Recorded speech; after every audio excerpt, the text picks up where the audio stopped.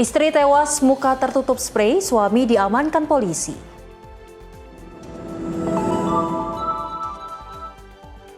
Presiden Prabowo bertemu Raja Charles.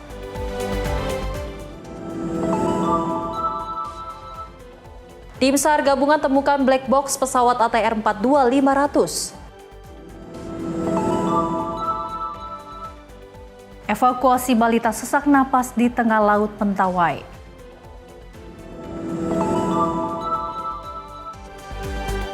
Badai salju ekstrim lumpuhkan Kamchatka, Rusia.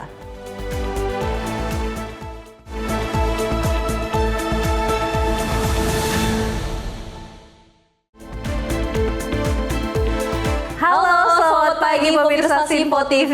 Senang sekali rasanya kami kembali hadir menemani Anda.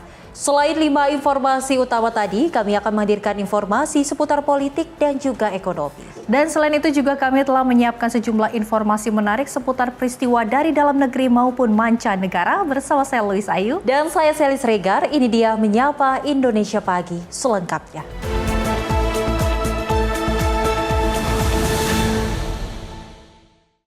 Dan pemirsa, kita awali informasinya di mana sepasang kekasih terekam kamera CCTV saat beraksi mencuri sepeda motor penghuni kos di Jalan Kolam Medan, Sumatera Utara pada Minggu 18 Januari 2026. Di mana modus pelaku dengan berpura-pura mencari temannya yang tinggal di salah satu kamar kos. Sebelum mencuri sepeda motor penghuni kos, pasangan kekasih ini terlihat mondar-mandir di depan rumah kos mengendarai sepeda motor miliknya. Saat situasi aman dan pintu gerbang tidak tertutup, satu pelaku kemudian masuk ke dalam rumah kos dengan berpura-pura mencari rekannya yang tinggal di kos ini. Setelah mengetahui kondisi dalam kos sepi, pelaku kemudian mendekati sepeda motor sport yang juga terparkir di ruang tamu. Dengan cara merusak kunci kontak, pelaku mengeluarkan sepeda motor kemudian membawa lari sepeda motor dengan dibantu rekannya yang diduga adalah kekasihnya.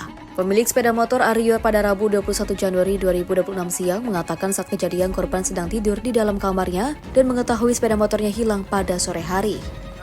Pada Minggu tuh hari Minggu tuh pagi jam 9 saya masih beli sarapan.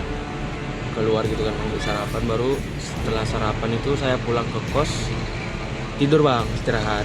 Kalau dilihat dari CCTV itu bang, yang masuk ke dalam kos itu satu orang bang, cuman dari CCTV kos lain 2 orang, satu yang membawa kereta saya itu kemungkinan perempuan. Korban melaporkan aksi pencurian ini ke kantor polisi agar bisa menemukan kembali sepeda motornya. Dari Medan, Sumatera Utara, jurnalis Simpo TV melaporkan. Kepolisian sektor Sepatan menggagalkan upaya pengiriman paket sabu seberat 9,51 gram yang memanfaatkan jasa pengiriman aplikasi ojek online. Pengiriman paket ini digagalkan setelah pengendara ojek online curiga dan melaporkan kepada petugas kepolisian. Tersangka GS ini ditangkap di rumahnya di Desa Tanjakan, Kecamatan Raja, Kabupaten Tangerang, Banten tanpa perlawanan karena diduga sebagai pengirim paket sabu seberat 9,51 gram menggunakan jasa ojek online.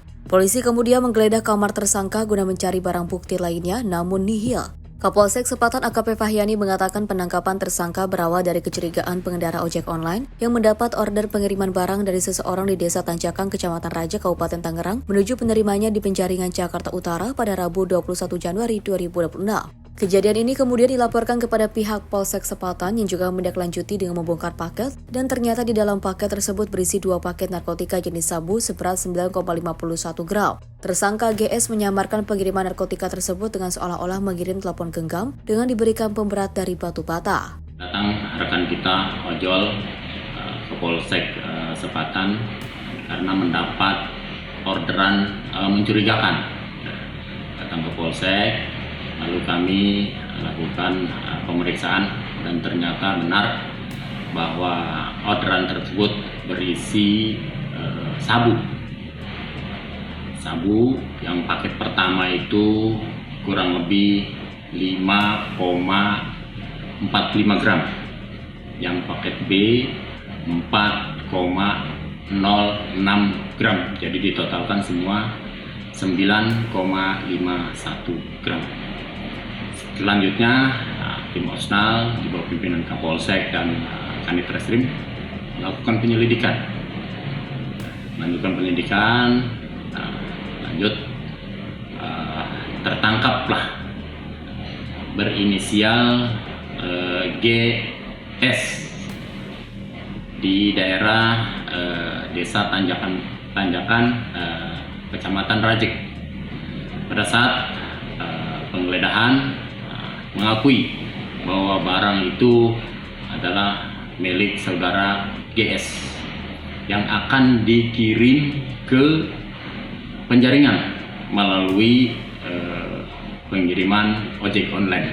Nah, dengan kejadian ini kami menghimbau kepada rekan-rekan ojek online apabila mendapat orderan yang mencurigakan, segera berkoordinasi dengan kepolisian tempat atau melaporkan ke pihak kepolisian. Barang bukti sabu dibeli tersangka seharga 10 juta rupiah untuk kemudian dijual kembali seharga 12 juta rupiah dengan keuntungan yang didapat tersangka sebesar 2 juta rupiah. Atas perbuatannya tersangka dijerat pasal 609 ayat 2 KUHP dengan ancaman hukuman 15 tahun penjara karena termasuk kategori pengedar dengan barang bukti di atas 5 gram. Polsek Sepatan mengimbau kepada pengendara ojek online apabila menerima orderan pengiriman paket mencurigakan untuk tidak takut melaporkan kepada pihak kepolisian setempat. Dari Tangerang, Banten, jurnalis Simpo TV melaporkan. Pemirsa, seorang ibu rumah tangga di Palembang ditemukan tidak bernyawa dengan muka tertutup sprei di rumahnya di Jalan Lebak Murni, Kecamatan Sako, Palembang, Sumatera Selatan. Polisi mengamankan suami korban sebagai terduga pelaku pembunuhan. Aparat kepolisian Polrestabes Palembang dan Polsek Sako mendatangi perumahan yang juga berada di Jalan Lebak Murni, Kecamatan Sako, Palembang. Di rumah inilah Sri Wahyuningsi berusia 33 tahun tewas diduga dibunuh oleh suaminya sendiri. Unit Inafis Polrestabes Palembang langsung memasang garis polisi dan juga melakukan olah TKP sementara di rumah korban. Korban ditemukan sudah tidak bernyawa di dalam rumahnya dalam kondisi terlentang, tidak bernyawa dan wajahnya tertutupi oleh sprei. Dari pemeriksaan sementara tidak ditemukan luka lebam maupun luka terbuka akibat senjata tajam. Untuk kepentingan proses hukum, jenazah korban dibawa ke Rumah Sakit Bayangkara Palembang untuk dilakukan otopsi. Ada laporan dari Babin Kantipmas bahwa di TKP ada mayat. Kami langsung datang ke TKP dan mengamankan TKP dan ditemukan korban dalam posisi telentang, seorang wanita untuk umurnya lebih kurang 33 tahun. Kami menghubungi dari tim forensik Polrestabes Palembang dan hasil olah TKP bahwa dari kasat mata tidak ada ditemukan kejanggalan dari peristiwa tersebut. Namun dari pengakuan dari tersangka memang ada perisian ataupun cekcok korban sama pelaku ini adalah suami istri. Jadi kami akan melakukan penyelidikan lebih lanjut untuk proses dari kejadian ini. Berselang beberapa jam, unit Reskrim Polsek Sako Palembang berhasil menciduk suami korban yang juga diduga kuat telah menghabisi nyawa istrinya sendiri. Dari Palembang, Sumatera Selatan, Yudo Handoko, Simpo TV melaporkan. Aksi judi balap lari digelar oleh sekelompok pelajar di tengah ruas jalan M. Saidi Raya, Pesanggerahan, Jakarta Selatan hingga meresahkan warga dan juga pengguna jalan. Atas kejadian ini, pemirsa, sebanyak 8 pelajar ditangkap dan terancam sanksi pencabutan KJP.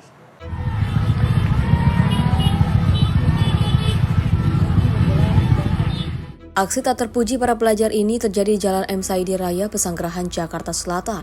Dengan menutup paksa jalan, dua kelompok pelajar ini menggelar aksi judi balap lari dengan nominal taruhan sebesar Rp300.000. Judi balap lari ini sudah dilakukan para pelajar sejak tahun 2024. Para pelaku menggunakan media sosial untuk mengajak adu balap lari terhadap kelompok sekolah lain. Atas kejadian ini, Polsek Pesanggerahan berhasil menangkap 8 pelajar yang berpartisipasi dalam judi balap lari ini. Para pelajar ini juga kemudian dibina dan dikembalikan ke orang tua. Sampai 300.000 kelompok, lalu motor yang ada ini, motor yang menjadi warna putihnya digunakan untuk menutup jalan. Motor yang sebelah sini digunakan untuk menutup jalan, ini barang buktinya, handphone yang pakai buat janjian dan juga ini barang buktinya saya tampilkan. Terus juga setelah melakukan penutupan jalan, baru mereka lomba lari. itu melalui media sosial. Jadi mereka punya media sosial juga kenal, antar sekolah juga kenal. Meski hanya mendapatkan pembinaan, para pelaku judi dan balap lari ini juga dijatuhi sanksi pencabutan KJP oleh Pemprov DKI Jakarta secara temporer. Sesuai dengan Pergub nomor 110 tahun 2021, kami hubungkan dengan KJP-nya. Seandainya anak itu sudah melakukan kriminal atau mungkin meresahkan masyarakat, kami akan pertimbangkan untuk pemutusan KJP. Ya. Dan KJP itu tidak permanen, artinya ketika anak itu sudah masuk sekolah, kemudian berbuat baik, bisa diajukan kembali, ya. Dan itu temporer, bisa 3 bulan, bisa 6 bulan, atau 1 tahun. Gitu. Jika dalam proses pembinaan para pelajar ini melakukan perbaikan dan juga berkelakuan baik, maka KJP para pelajar ini akan kembali diaktifkan. Dari Jakarta, jurnalis Simpo TV melaporkan.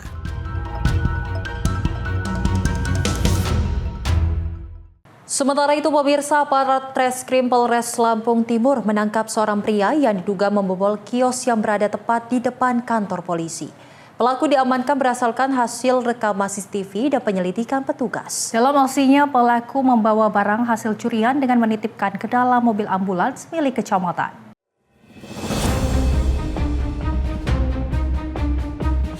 Rekaman CCTV memperlihatkan aksi pelaku pencurian berinisial HS warga Kecamatan Jabung saat membobol salah satu kios di Kecamatan Sukadana, Kabupaten Lampung Timur. Meski lokasi kios berada tepat di depan Mapolres Lampung Timur, pelaku terlihat tenang merusak bagian bawah kios dan juga berhasil menggondol 1 unit mesin pres, minuman serta sebuah blender. Tidak hanya itu, residivis kasus curanmor ini pun menitipkan barang curian ke mobil ambulans milik kantor kecamatan untuk dibawa ke rumahnya. Dengan berbekal rekaman CCTV, petugas kepolisian yang juga melakukan penyidikan akhirnya berhasil menangkap pelaku beserta dengan barang bukti. Di hadapan penyidik, pelaku mengaku nekat melakukan pencurian karena tidak memiliki uang untuk membeli peralatan usaha minuman. Modusnya, tersangka ini saat itu sedang menunggu keluarganya yang dirawat di Rumah Sakit Sukadana. Kemudian pada pagi harinya, saat hendak mencari sarapan, tersangka ini melihat warung milik korban itu masih dalam keadaan tertutup. Kemudian terdapat alat pres minuman dan blender, kemudian diambil oleh tersangka dengan cara dari luar diangkat ke atas, kemudian ada bagian bawah dari toko itu yang dirusak untuk mengambil blender tersebut. Kemudian barang tersebut dibawa oleh pelaku kembali ke Rumah Sakit Sukadana. Kemudian pelaku melihat di situ ada ambulan dari Puskesmas Jabung yang dia kenal, kemudian dia titipkan untuk dibawa pulang ke Jabung. Buat saya sendiri, buat jualan di rumah, pengen beli, belum ada duit, lihat barang itu, nggak habis pikir, kan saya ambil. Ya, nggak ada niat buat saya jual atau buat orang lain, bukan buat saya sendiri. Itu barang-barang itu dibawa sampai ke rumah, naik apa? Naik mobil ambulans saya titip. Ya. Tapi sudah tahu nggak kalau barang itu? Enggak. Apa lagi mobil pada sakit? Ponakan ya. Belum, nggak ada niat jual? Nggak ada. Buat bagi sendiri? Iya. Saya mohon maaf semua anggota polisi karena saya kayak tidak menghormati apalagi di depan Polres. Ya, saya mohon maaf semua anggota polisi. Saya sangat menyesal. Intinya saya minta maaf dari korban atau semua anggota polisi di Polres atau anggota polisi yang lainnya. Atas perbuatannya, tersangka bakal dijerat pasal pencurian dengan pemberatan dengan ancaman hukuman maksimal 7 tahun penjara. Dari Lampung Timur, Lampung, jurnalis Simpo TV melaporkan.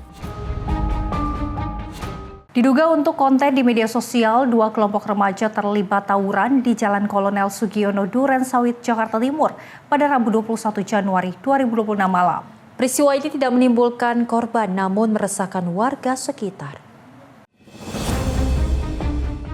Inilah video amatir saat 2 kelompok remaja terlibat aksi tawuran di Jalan Kolonel Sugiono, Durensawit, Jakarta Timur pada Rabu malam 21 Januari 2026. Kedua kelompok ini saling serang menggunakan berbagai jenis senjata tajam. Pengendara yang melintas pun harus berhati-hati dikarenakan takut terkena sasaran aksi tawuran tersebut. Belum diketahui apa yang membuat para remaja ini melakukan aksi tawuran. Namun aksi tawuran ini diduga terlebih dahulu janjian di media sosial dalam kebutuhan konten. Tadi benar ada tawuran? Ada, itu sekitar habis maghrib. Remaja atau? Ya itu ukuran SMP, masih bocah. Bawa celurit, terus bawa parang. Banyak sih yang pada bawa, hampir semua bawa. Pokoknya dia masuk dari sana, gang sana, itunya lawannya dari sini, gang sini. Itu berapa lama Bu? Gak lama sih, sebentaran aja. Ya sekitaran sejam sih enggak sih. Orang lagi duduk di situ, lagi nongkrong, teriak-teriak, kirain ada apa ya, tabrakan apa maling. Ya aku samperin, totalnya bawa parang semua itu, bawa senjata tajam. Ada korban? Kalau korban sih nggak ada, cuma mungkin kena kebeset, yang belah sana kena kebeset, yang sebelah sini kena kebeset kakinya. Ya saya cuma kasih pesan aja buat anak-anak, ya buat remaja-remaja, janganlah suka begitu. Buat apa sih? Apa yang dicari? Cuma bikin penyakit aja, kasihan orang tua yang udah susah payah nyari uang, kan buat sekolah, bukan buat untuk perang-perang begitu. Buat apa? Jadi korban doang nanti. Tawuran tadi jam 6:30. Ya. Itu remaja apa muda Pak? Anak-anak Pak. Itu bawa apa itu? Wah bawa macam-macam Pak. Ada samurai, ada celurit, barang-barang gitulah. Ada korban ya Pak? Tapi korbannya kurang jelas tuh Pak. Infonya nggak ada. Nah ini motifnya apa sih Pak? Kayak sih itu Pak, kayak orang konten. Orang disambit teriak. Oh kenain gua kayak gitulah. Tapi ini anak mana? Wah kurang tahu tuh Pak. Anak-anak mananya kurang tahu. Nah, ini cuma hanya janjian di sosial. Iya betul. Iya janjian di depan. Ya mudah-mudahan sih nggak lagi Pak. Tidak ada korban dalam tawuran ini, namun warga sangat resah karena takut terkena sasaran dan berharap tidak ada lagi aksi tawuran. Dari Jakarta, jurnalis Simpo TV melaporkan. Informasi peristiwa lainnya pemirsa, di mana hilang selama 4 hari di tengah laut. Seorang nelayan ditemukan selamat saat melaut menggunakan perahu katinting menuju rumpon ikan di laut Kecamatan Taniwel. Korban berhasil ditemukan tim SAR gabungan Basarnas Ambon, TNI Polri dan juga masyarakat sekitar di atas perahu yang terombang-ambing akibat mati mesin. Seorang nelayan Kisman Latu Mapayahu, 64 tahun, akhirnya berhasil ditemukan tim SAR gabungan Basarnas Ambon, TNI Polri, dan masyarakat sekitar. Korban ditemukan tim SAR gabungan setelah 4 hari dilaporkan keluarga hilang saat melaut menggunakan perahu katinting menuju rumpon ikan di laut Kecamatan Taniwel. Korban yang merupakan warga desa Kasieh, Kecamatan Taniwel, Kabupaten Seram bagian barat Maluku ini dilaporkan hilang oleh keluarga setelah sore hari melaut tidak kunjung pulang. Saat itu keluarga resah lantaran sedang terjadi cuaca buruk berupa gelombang tinggi. Diduga perahu korban mengalami mati mesin katinting sehingga terombang-ambing selama berhari-hari di laut. Dan tim operasi SAR SBB Fadli Latukau mengatakan korban berhasil selamat setelah bertahan di salah satu rumpon. Hingga kemudian diselamatkan nelayan lain asal desa Gale-Gale, Maluku Tengah. Korban ditemukan 4 hari kemudian dan dievakuasi kepada keluarga di rumah di desa Kasie. Perkembangan operasi SAR hari kedua sekaligus penutupan operasi SAR kecelakaan kapal perahu ketinting POB 1 orang yang mengalami hilang kontak di sekitar perairan desa Kasie, Kecamatan Taniwel, Kabupaten Seram bagian barat. Pada pukul 08.00 WIB, tim SAR gabungan dibagi menjadi 3 seru menggunakan rubber boot dan long boot menuju area pencarian. Selanjutnya, pada pukul 12.30, korban atas nama Kisman Latu Payahu, umur 64 tahun, jenis kelamin laki-laki, telah ditemukan dalam keadaan selamat oleh tim SAR gabungan di sekitar perairan desa Gale-Gale, Kecamatan Taniwel, Kabupaten Seram bagian barat, dan dievakuasi ke desa Kasie, Kecamatan Taniwel, Kabupaten Seram bagian barat. Kisman Latu Mapayahu, nelayan asal desa Kasie, dilaporkan hilang bersama perahu katintingnya sejak Jumat 16 Januari 2026 dini hari lalu. Korban sehari-hari memancing ikan di area rumpon dan pontong di laut Kecamatan Taniwel dan biasa kembali ke rumah pada sore hari. Dari Kepulauan Seram, Maluku, jurnalis Simpo TV melaporkan. Pemirsa, Presiden Prabowo Subianto tiba di Swiss, namun informasinya usai jeda. Tetap bersama kami di Menyapa Indonesia Pagi.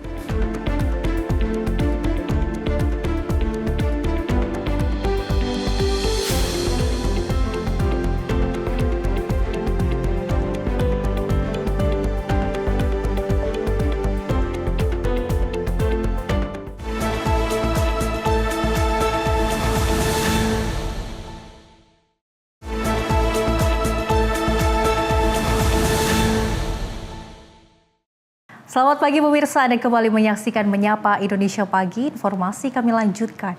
Presiden Prabowo Subianto tiba di Swiss pada Rabu 21 Januari untuk menghadiri World Economic Forum 2026. Kedatangan Presiden Prabowo Subianto disambut hangat oleh pejabat perwakilan Indonesia serta diaspora tanah air.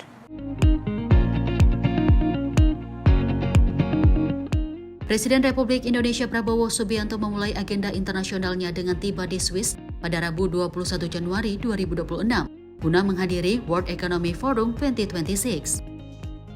Pesawat Presiden dan rombongan mendarat di Bandara Udara Internasional Zurich sekitar pukul 17.30 waktu setempat dan disambut sejumlah pejabat perwakilan Indonesia.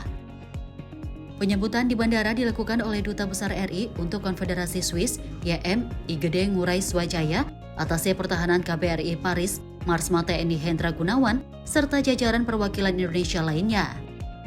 Dari Zurich, Presiden Prabowo melanjutkan perjalanan menuju Hotel Grand Resort Bed Ragaz, lokasi tempatnya bermalam selama kunjungan. Setiba di hotel, Presiden Prabowo disambut hangat oleh diaspora Indonesia, termasuk 2 anak Indonesia yang menyerahkan bunga. Suasana keakraban tampak saat Presiden membalas sapaan dari seluruh diaspora. Dan mengucapkan selamat datang. Saya senang bahwa Pak Prabowo bisa hadir ke Swiss akhirnya ya, karena kita sudah lama dari tahun lalu juga sudah menantikannya. Kami juga satu rombongan ada 12 orang yang datang sengaja untuk menyambut kehadiran Bapak Prabowo di sini. Jadi ketika Bapak RI 1 datang, saya pasti ada perasaan deg-degan juga, dan pada saat saya bersalaman dengan Bapak, saya menyampaikan Schönen Abend karena bahasa Jerman selamat malam, karena saya tahu Bapak bisa bahasa Jerman, dan juga saya bilang bahwa kita adalah mahasiswa dari yang ada di Swiss dan Liechtenstein, dan kita ada representasi dari PPI Swiss dan Liechtenstein. Saya juga deg-degan, tapi Pak Presiden juga merupakan orang yang saya hormati sekali, sehingga saya juga merasa familiaritas dengan beliau, dan saya juga ingin berterima kasih kepada beliau atas jasanya kepada negara kami, Republik Indonesia. Dengan kehadiran ini, kita tahu bahwasannya ada agenda diplomasi dengan negara-negara lain, dan juga ada event World Economic Forum. Semoga kita bisa mendapatkan investasi yang bagus, investasi yang banyak, supaya kita bisa berkembang bersama dalam segi sumber daya manusia, dan juga bisa memanfaatkan sumber daya alam dengan lebih sustainable lagi dan lebih baik lagi, supaya Indonesia lebih baik lagi ke depannya. Kehadiran Prabowo di Swiss menegaskan komitmen Indonesia untuk berperan aktif dalam forum global serta memperkuat kerjasama internasional melalui World Economic Forum 2026. Tim redaksi Sinpo TV melaporkan. Pemirsa, Presiden Prabowo Subianto bertemu Raja Inggris Charles III di Inggris dalam rangka memperkuat diplomasi lingkungan. Pertemuan tersebut juga menegaskan komitmen bersama dalam mendukung upaya konservasi gajah.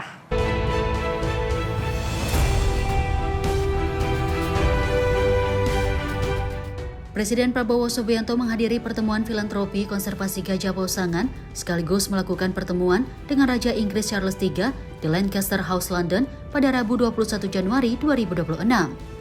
Kehadiran ini menjadi bagian dari upaya memperkuat diplomasi lingkungan Indonesia di tingkat global. Presiden Prabowo tiba sekitar pukul 10.00 waktu setempat dan disambut utusan khusus Presiden Bidang Energi dan Lingkungan Hidup Hashim Jojo Hadikusumo, serta Menteri Kesetaraan Inggris Shema Malhotra. Setibanya di lokasi, Presiden menerima penghormatan pasukan jajar kehormatan sebelum bertemu Raja Charles III dan mengikuti rangkaian awal pertemuan.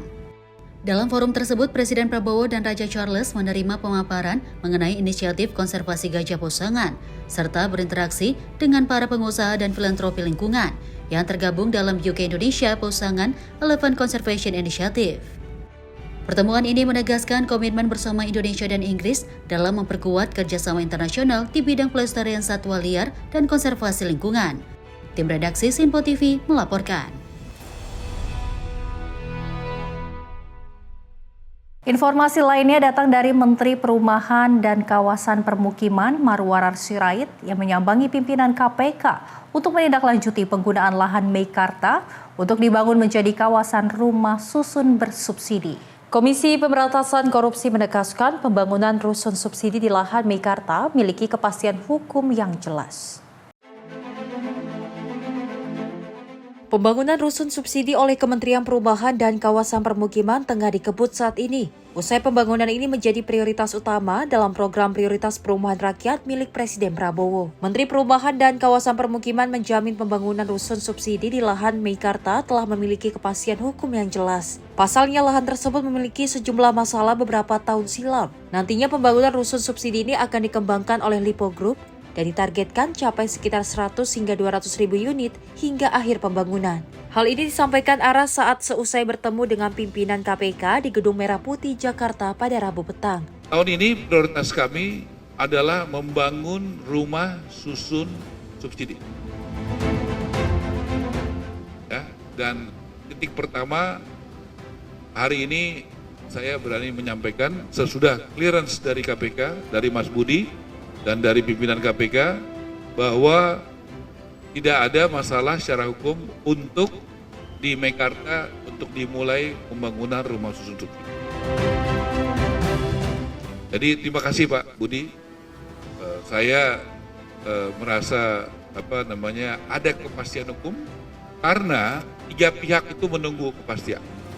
Yang pertama itu adalah dari rakyatnya sendiri yang saya sudah 2 kali datang ke kawasan itu, saya bertemu langsung dengan masyarakatnya di situ.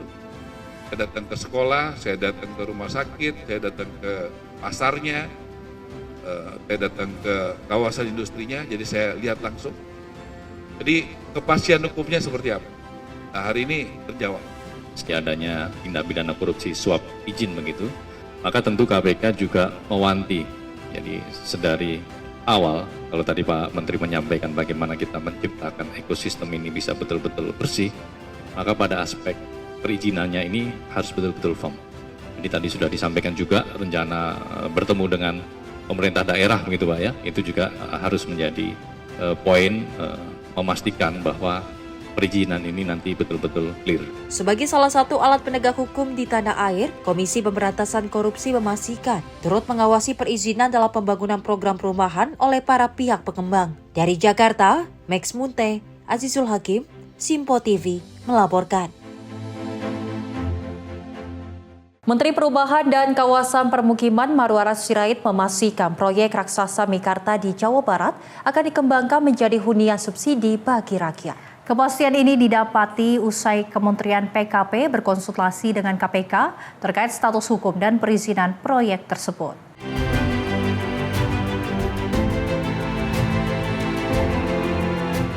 Menteri PKP Marwaras Sirait bergerak cepat mencari solusi hunian masif di kawasan pendukung selain Jakarta.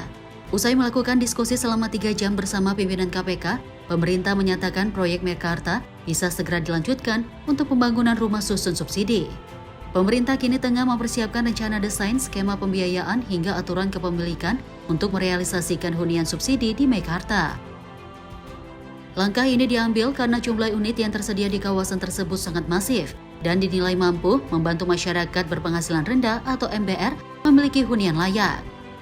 Pada tahun ini, Kementerian PKP secara tegas mengalihkan fokus kerja dari rumah tapak ke rumah susun subsidi. Meikarta menjadi salah satu titik strategis di Jawa Barat selain beberapa lokasi lain di Jakarta seperti Kemayoran dan Pulau Gebang. Siang saya 3 jam diskusi dengan KPK, dengan pimpinan KPK Pak Johannes Tanak, bahwa saya minta clearance apakah Meikarta bisa dibangun untuk rumah susun subsidi, dan tadi Meikarta sudah dinyatakan bisa. Karena itu kita akan mulai segera untuk membuat skema, aturan, ya, hunian, skema pembiayaan, dan desain dan sebagainya untuk kita bisa bangun di Meikarta. Karena jumlahnya itu masif. Jadi kita akan segera jalan di kota-kota besar di Indonesia ini. Seluruh proses pembangunan di Meikarta dipastikan akan mengikuti aturan hukum yang berlaku serta diawasi oleh BPKB dan Kejaksaan. Pemerintah berharap proyek ini dapat berjalan dengan cepat dan berkualitas untuk mengejar target pembangunan 3 juta rumah bagi rakyat. Dari Jakarta, Dio Malau, Simpo TV melaporkan.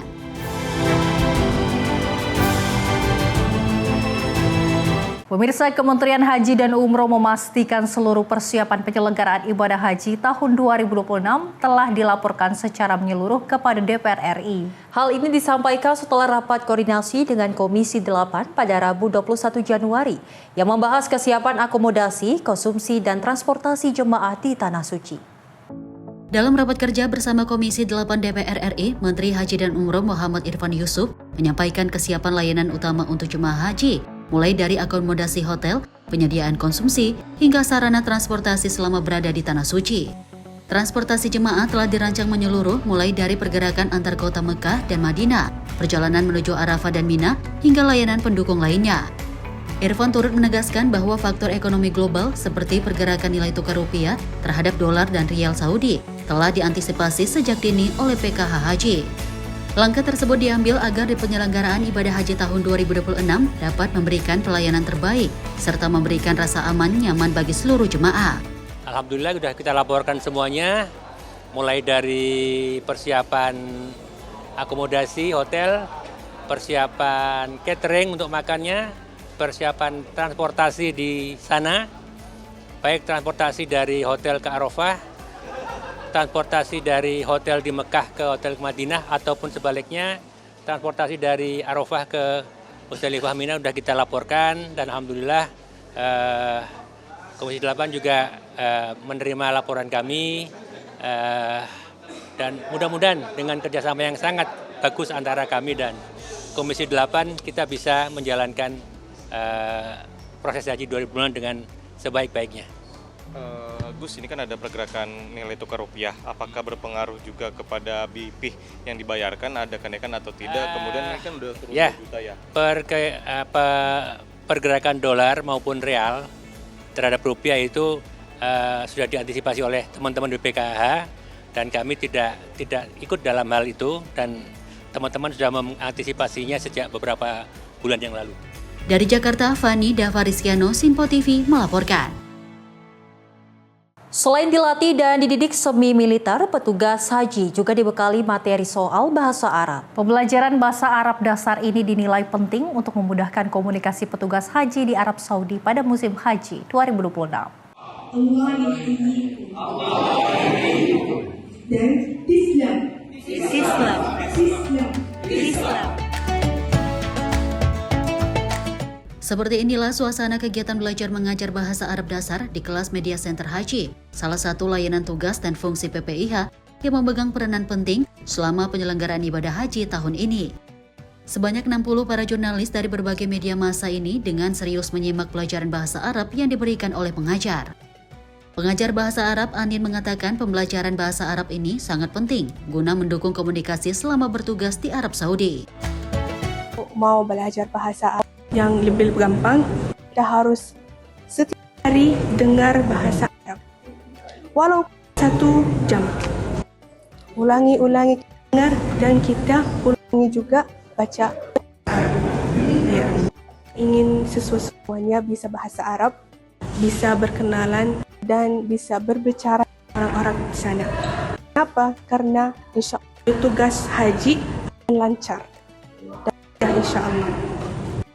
Targetnya itu ya bisa mengerti ketika bertanya ada jawaban gitu ya. Benar.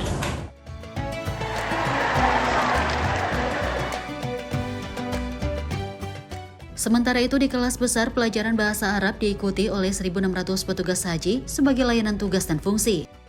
Materi pelajaran bahasa Arab yang diberikan adalah bahasa sehari-hari, bahasa percakapan, dan bahasa sapaan yang nantinya kerap akan digunakan selama berada di Tanah Suci. Salah satu pengajar memberikan trik dan tips belajar cepat bahasa Arab yang mudah dihafal dan dipahami. Yang pertama, hafalkan kosakata. Kemudian kita ucapkan kosakata yang kita hafalkan. Baru kemudian kita rangkai dalam bentuk kalimat sederhana. Kalimat sederhana yang kita rangkai tadi, kita praktekkan dalam kehidupan sehari-hari. Ngomong dengan kawan, ngomong dengan orang Arab kalau ada. Atau kalau nggak dapat, kita bisa ngomong depan cermin dengan kita sendiri. Yang penting bahasa Arab itu terucap dari mulut kita, gitu. Kemudian juga kita sebagai tambahannya kita bisa melihat TV, sosial media, seperti itu. Dengan adanya pembelajaran bahasa Arab selama 20 hari, diharapkan petugas haji siap jika sewaktu-waktu ada masalah dalam pelayanan terhadap jemaah di Arab Saudi. Ferdi Setiawan, Asrama Haji Pondok Gede, Jakarta, Sinpo TV melaporkan.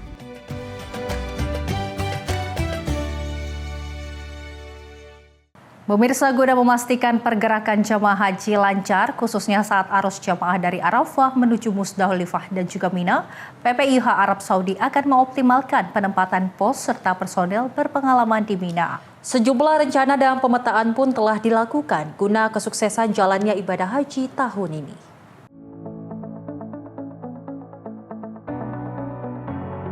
Pendidikan dan pelatihan petugas haji kian memasuki materi penting, terutama yang berhubungan langsung terhadap pelayanan dan perlindungan jemaah haji di Arab Saudi.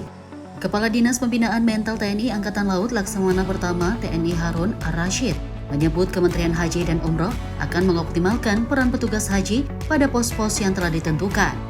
Hal tersebut disampaikan Laksma Harun saat memberikan materi di hadapan 1.600 petugas haji Arab Saudi di Asrama Haji Pondok Gede, Jakarta.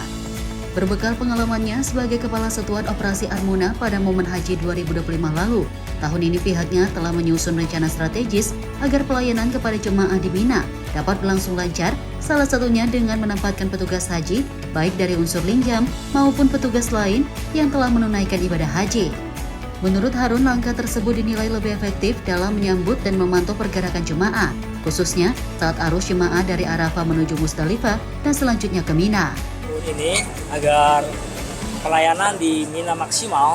Oleh karena itu kita memiliki rencana bahwa petugas baik itu dari unsur linjam maupun juga dari yang lainnya yang sudah berhaji, kita akan langsung drop dari pemondokan atau hotel yang ada di Mekah menuju langsung ke Mina. Nanti berbarengan dengan jamaah-jamaah yang juga nanti bergerak menuju ke Arafah. Jadi nanti petugas itu langsung bergerak ke Mina. Tujuannya apa? Tujuannya agar lebih efektif penyambutan dan pemantauan jamaah yang bergerak dari Arafah menuju Muzdalifah dan dari Muzdalifah itu menuju ke Mina. Sehingga diharapkan pos-pos yang nanti ditanggung-jawabi oleh teman-teman kita PPIH ini bisa maksimal memberikan pemantauan, peninjauan dan juga bantuan-bantuan yang dibutuhkan oleh jamaah kita yang melakukan jamarot di malam pertama. Karena malam pertama itu 10 Zulhijjah itu malam krusial. Semua jamaah menuju ke situ sehingga berpotensi terjadi kepadatan, terjadi kelelahan dan juga terjadi hal-hal yang bisa membuat jamaah kita membutuhkan pertolongan. Disitulah kita anggap lebih efektif nanti untuk ada pos-pos dari jamaah yang sudah berhaji atau petugas yang sudah berhaji.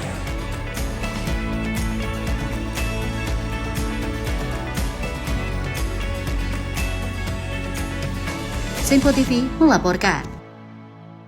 Pemirsa, Pakubuwono 14, Gusti Purbaya didampingi keluarga menemui Wakil Ketua DPR Dasko di Gedung Nusantara 3 Kompleks Parlemen Senayan, Jakarta. Dan Gusti Kanjeng Ratu Anom Sekarjati mengatakan pertemuan tersebut dalam rangka silaturahmi sekaligus membahas soal pengelolaan Keraton Solo.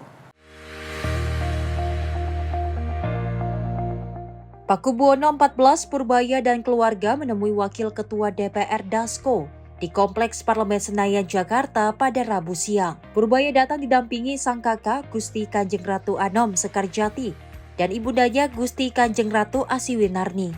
Selain menjalin silaturahmi, GKR Anom Sekarjati mengatakan dalam pertemuan tersebut juga disinggung soal konflik Keraton Solo yang belum lama ini menarik perhatian publik. Pihaknya menyatakan meminta arahan dalam pertemuan itu. Dirinya berharap Keraton Solo dapat saling rukun ke depannya, terutama untuk mengembangkan Keraton Solo bersama.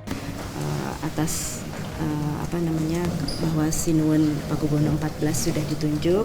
Semoga nanti ke depannya dengan pemerintah kita bisa bekerja sama dengan baik untuk mengelola keraton, terus kemudian untuk memelihara keraton dan lain sebagainya. Jadi ini hanya bentuk silaturahmi, kemudian nanti dari situ bisa dilanjutkan dengan kerjasama dengan pemerintah, itu saja.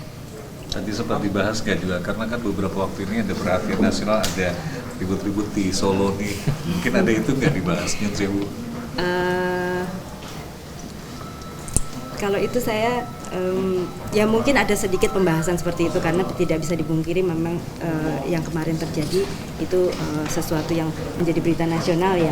Tapi itu kami hanya mohon arahan saja dari pemerintah, kami harus seperti apa. Nah, saya kira pasti juga sama ya dengan kakak saya tadi, karena juga kami di sini berniat bersilaturahmi, diberikan masukan-masukan juga tetap supaya nanti keraton bisa tetap berjalan dengan baik dan selalu pasti ada musyawarah ya Mbak Ju ya. Saya kira itu. Boleh dijelaskan yang tadi yang ikut pertemuan siapa aja Mas yang dari Solo? Ini kami tadi bertiga. Boleh disebut siapa aja? Ada kakak saya, ibu saya, dan saya. Ini Gusti Kanjeng Saya. Ratu Pakubono, istri dari Pakubono 13 almarhum. Kemudian ini Sinuwun Pakubono 14. Kemudian saya kakak Sinuwun Gusti Kanjeng Ratu Anom Sekarjati. Dari Jakarta, Sri Dewi Andayani, Dava Rizkiano, Simpo TV melaporkan. Informasi lainnya pemirsa, di mana Ketua MPR RI Ahmad Muzani menerima kunjungan Ketua Parlemen Republik Korea Mr. Woo Won-sik pada Kamis 22 Januari siang.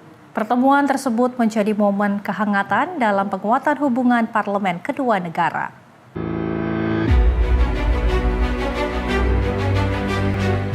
Ketua MPR RI Ahmad Muzani menyampaikan hubungan antara Republik Indonesia dan Korea Selatan telah terjalin dengan sangat baik. Tidak hanya terjalin di tingkat pemerintah, namun juga antar masyarakat. Ahmad Muzani menyebut sosok WNI bernama Sugianto yang dinilai menjadi simbol persahabatan Indonesia dan Korea Selatan. Setelah berhasil menolong korban dalam peristiwa kebakaran di Korea Selatan, Sugianto bahkan mendapatkan penghormatan langsung dari Presiden Korea Selatan di Istana Biru Seoul, yang menunjukkan bahwa rakyat Indonesia dan Korea Selatan adalah sahabat yang saling menolong dalam situasi apapun.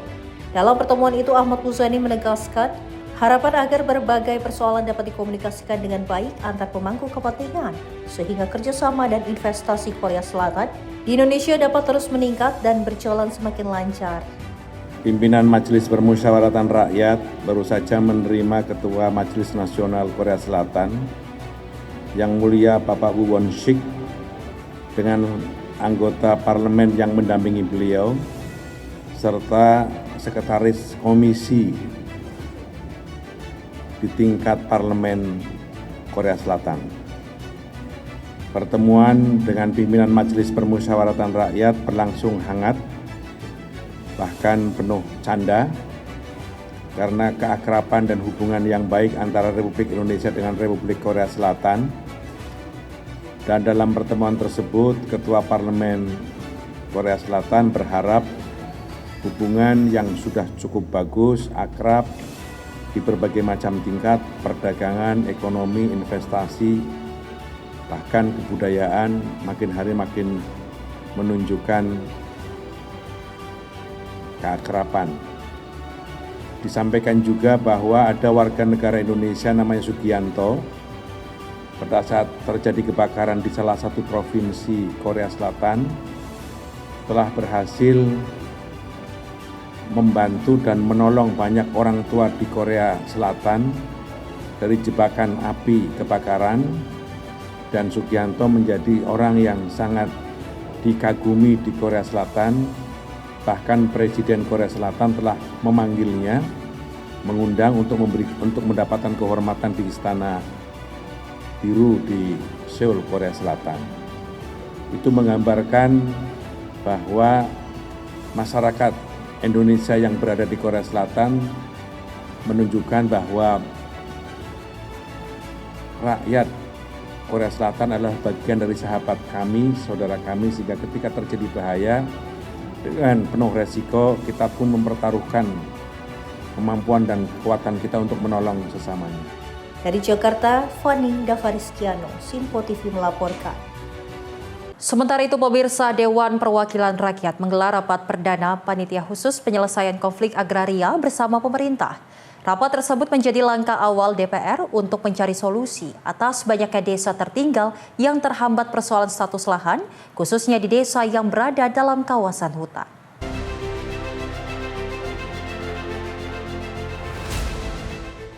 Wakil Ketua DPR RI, Saan Mustopa, mengatakan rapat perdana Pansus Penyelesaian Konflik Agraria secara khusus difokuskan pada kondisi ribuan desa yang masih berstatus tertinggal. Menurutnya, salah satu awal masalahnya adalah status wilayah desa yang masuk ke kawasan hutan, sehingga membatasi ruang gerak pemerintah dalam melakukan pembangunan. Saan menilai, status kawasan hutan membuat berbagai upaya pembangunan, mulai dari infrastruktur hingga pelayanan dasar, tidak dapat dilakukan secara optimal. Rapat kali ini kita khususkan terkait dengan soal desa-desa yang ada di kawasan hutan dan desa-desa yang ada di berhimpitan dengan hutan. Nah, kenapa kita ingin menyelesaikan terkait desa-desa yang ada di kawasan hutan? Itu karena ini juga menyangkut kepentingan hajat hidup orang banyak. Jadi ada ribuan desa yang ada statusnya dalam kawasan hutan, sehingga masyarakatnya itu kurang mendapatkan akses infrastruktur seperti jalan, mereka kesulitan, akses soal kesehatan, akses soal tadi ya pelayanan yang lain, pendidikan dan sebagainya. Dan ini kan menyangkut juga terkait dengan soal keadilan dan kepastian hukum mereka terkait dengan soal tanahnya.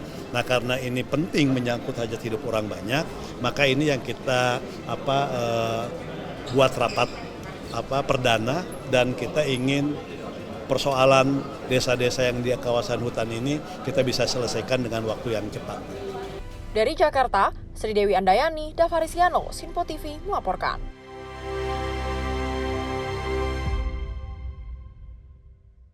Pemirsa, informasi menarik lainnya akan kami hadirkan usai jeda. Tetaplah bersama kami di Sinpo TV.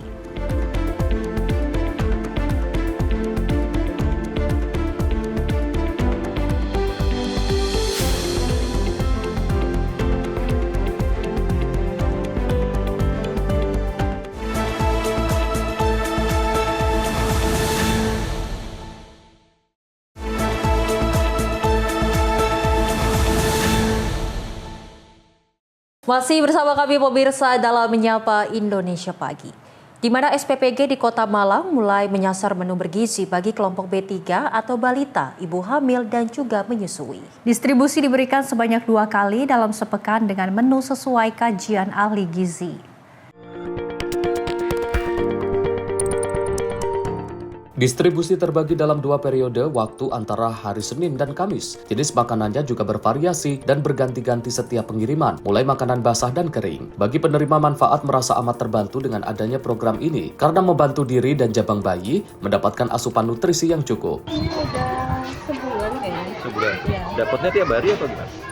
Dapatnya sehari, tapi kadang dirapel buat 3 hari. Isinya makanan basah, kering? Yang hari pertama makanan basah, yang sisanya itu kayak susu, buah, roti, kadang ada telur. Tercatat sudah ada 2.850 penerima yang sudah mendapatkan manfaat dari program MBG kategori B3. Pihak Korwil SPPG Malang bakal terus berkoordinasi dengan pihak masing-masing dapur MBG dalam menentukan menu yang mencukupi angka kecukupan gizi dalam setiap paket. Kalau untuk B3 sebenarnya kami sudah mulai sih tahun 2025 kemarin, tapi memang belum terlalu merata. Insya Allah di tahun ini kami sudah selalu koordinasi dengan BKKBN, dan BKN juga sudah MOU dengan BKKBN sehingga kami bisa memberikan B3 optimal di tahun ini. Agar berjalan semakin optimal, SPPG Kota Malang bakal menggandeng BKKBN untuk menghimpun data penerima yang valid dari Posyandu dan RW setempat, supaya distribusi MBG B3 di Kota Malang berjalan tepat sasaran, aman dan lancar. Dari Kota Malang, Jawa Timur, Tim Liputan Sinpo TV melaporkan. Informasi lainnya datang dari tim SAR gabungan yang berhasil menemukan black box pesawat ATR 42500 berupa flight data recorder dan cockpit voice recorder. Dan black box ditemukan tim SAR gabungan pada hari kelima pencarian korban pesawat pada Rabu siang sekitar pukul 11.00 waktu Indonesia bagian tengah. Tim SAR gabungan berhasil menemukan black box pesawat berupa flight data recorder dan cockpit voice recorder dari badan pesawat yang mengalami kecelakaan di wilayah pegunungan Kabupaten Pangkep, Sulawesi Selatan. Black box ini terdiri dari flight data recorder dan cockpit voice recorder. Keduanya ditemukan tim SAR gabungan pada hari kelima pencarian korban pesawat ATR 42500 pada Rabu siang sekitar pukul 11.00 waktu Indonesia bagian tengah. Black box ini merupakan bagian krusial dalam rangkaian penanganan kecelakaan pesawat. Bersyukur bersama pada pukul 11.00 waktu Indonesia Tengah, tim yang kita bentuk khusus untuk mencari ekor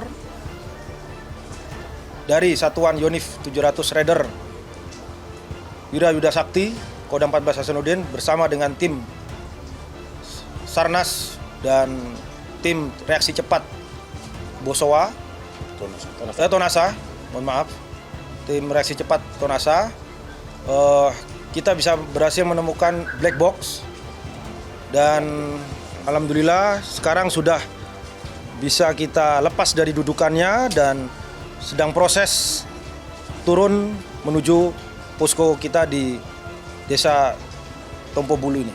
Jadi begini, kemarin kita sudah mengidentifikasi secara visual, namun belum bisa menuju ke lokasi.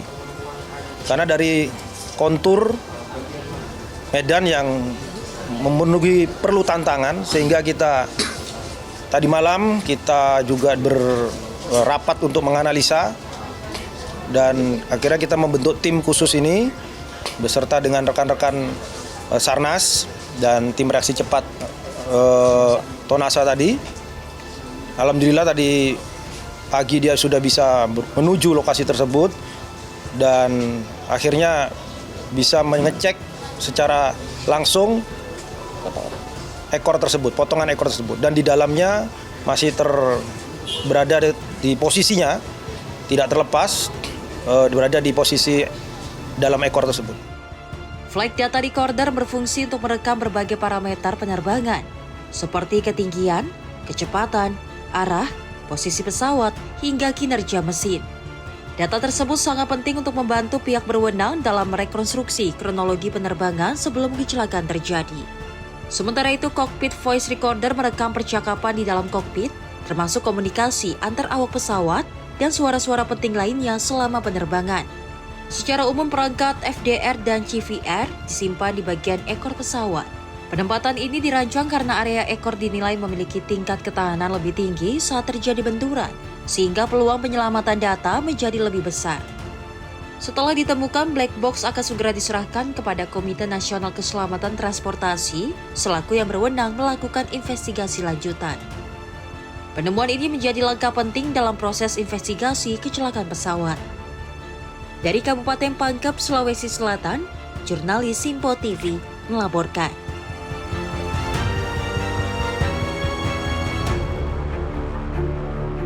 Keluarga Valencia Lolita Wibisono pramugari Indonesia Air Transport yang menjadi korban jatuhnya pesawat ATR 42500 menyampaikan terima kasih dan apresiasi kepada tim SAR gabungan. Pihak keluarga pun juga mendoakan agar keluarga korban lainnya diberi kekuatan dan berharap seluruh korban dapat segera ditemukan.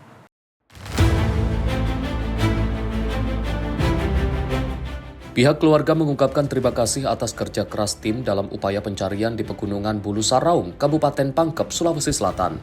Pihak keluarga pun mengikhlaskan kepergian Felicia. Keluarga Valencia, terima kasih buat Basarnas, buat Tni Polri, terkhusus juga buat Polres Sumsel, KKP dan juga PSPKP, juga perusahaan di mana Valencia bekerja, IAT, dan juga Angkasa Pura dan Menara Ground Handling yang ada yang sudah usaha keras untuk menemukan adik kami.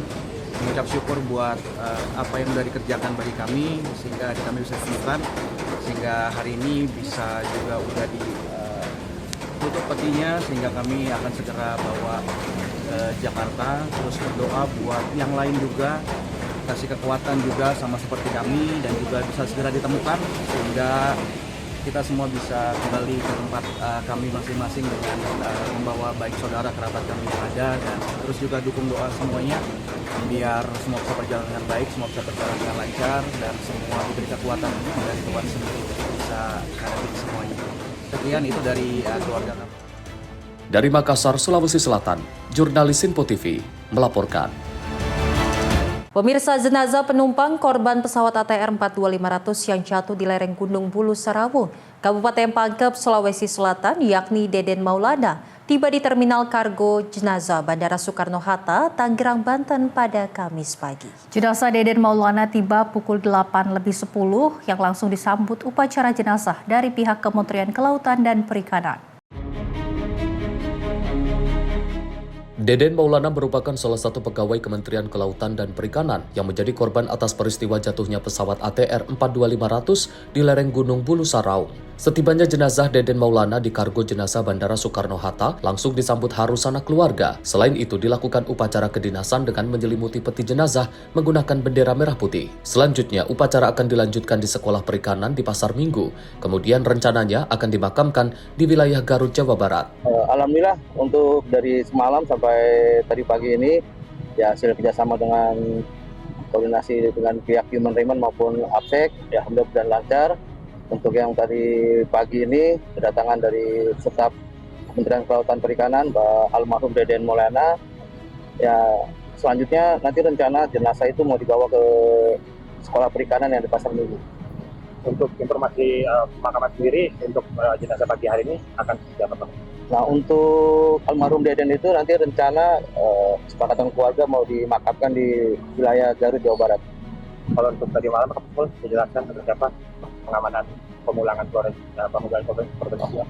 Kalau untuk semalam ya alhamdulillah berjalan lancar. Lanjut almarhum dibawa ke rumah duka Green Heaven Fluid. Lanjut pemakaman menunggu keputusan dari pihak keluarga. Ada personil Pak yang sejak malam sampai pagi hari ini. Kalau personil ya, semalam itu ada 10 personil, lanjut dibantu sama rekan-rekan dari APSEC Kargo. Untuk pengamanan dari kepolisian sendiri, apa yang dilakukan Pak dalam pemulangan proses jenazah ini? Ya hanya pengamanan, jangan sampai ada orang-orang yang tidak punya kepentingan memasuki wilayah pergudangan maupun perkargoan. Sebelumnya diketahui pesawat charter jenis ATR 42500 milik Indonesia Air Transport sedang disewa Kementerian Kelautan dan Perikanan pada 17 Januari 2026 lalu. Namun hilang kontak dalam rute penerbangan Yogyakarta-Makassar yang akhirnya sehari kemudian pesawat terkonfirmasi jatuh dan puing-puingnya ditemukan di lereng Gunung Bulu Saraung, Kabupaten Pangkep, Sulawesi Selatan. Hingga saat ini tim SAR gabungan masih melakukan proses pencarian terhadap korban lainnya yang masih belum ditemukan. Mujib Latumairisa melaporkan. Sementara itu, tim DVI Polri berhasil mengidentifikasi kembali jenazah korban pertama kecelakaan pesawat ATR 42500 sewaan Kementerian Kelautan dan Perikanan di Sulawesi Selatan bernama Deden Maulana. Sementara itu, pemirsa, proses identifikasi untuk korban ketiga yang hanya berupa bagian tubuh masih berlangsung intensif.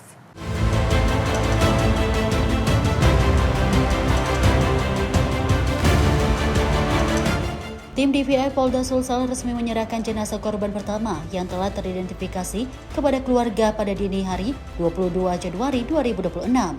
Kombes Didik Supratono Kabid Humas Polda Sulsel mengkonfirmasi jenazah tersebut adalah Deden Maulana, 43 tahun, warga Jakarta Selatan.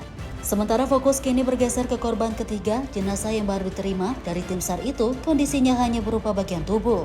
Kombes M. Haris, Kabidokes Polda Sulsel menyatakan, tim akan bekerja maksimal dengan metode berjenjang.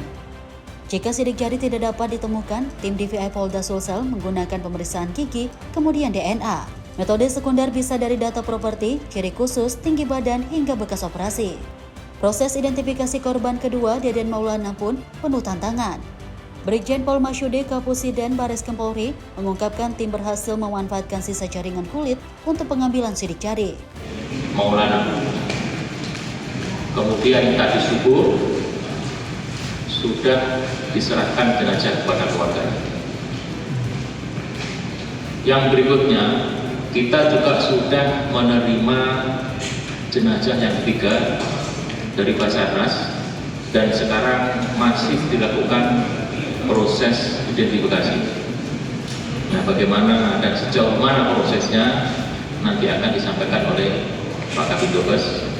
Kemudian ada hal penting terkait dengan identifikasi nanti juga akan disampaikan oleh Pak Kapusiden. Tentu kami persilakan untuk Pak Kapusiden menyampaikan. Pada hari Rabu tanggal 21 Januari 2026, tim DVI gabungan terdiri dari tim DVI Dokes Polda Sulsel didukung tim DVI Pusdokes Polri tim IDEN Polda Sulsel, tim Pusidem Polri, dan Departemen Forensik dan Mediko Legal Fakultas Kedokteran Unhas telah menerima satu kantung jenazah dan melaksanakan identifikasi dengan hasil sebagai berikut. Jenazah dengan nomor PM 62.B.02 cocok dengan antemortem nomor AM 006 teridentifikasi sebagai Deden Maulana, laki-laki, umur 43 tahun, beralamat di Jalan Jati Raya 66H Sophia nomor 15 RT 005/006 Jati Padang Pasar Minggu melalui sidik jari, properti, dan ciri medis. Jadi sampai dengan hari ini tim gabungan telah berhasil mengidentifikasi total 2 korban dari 2 kantong jenazah yang diterima. Terkait teknis yang tadi sudah disampaikan oleh Kapitokes bahwa tim identifikasi khususnya dari Pusidem dan Sidem Polda maupun Unit Polres. Jadi kemarin kita sudah melakukan pemeriksaan terhadap kantong mayat.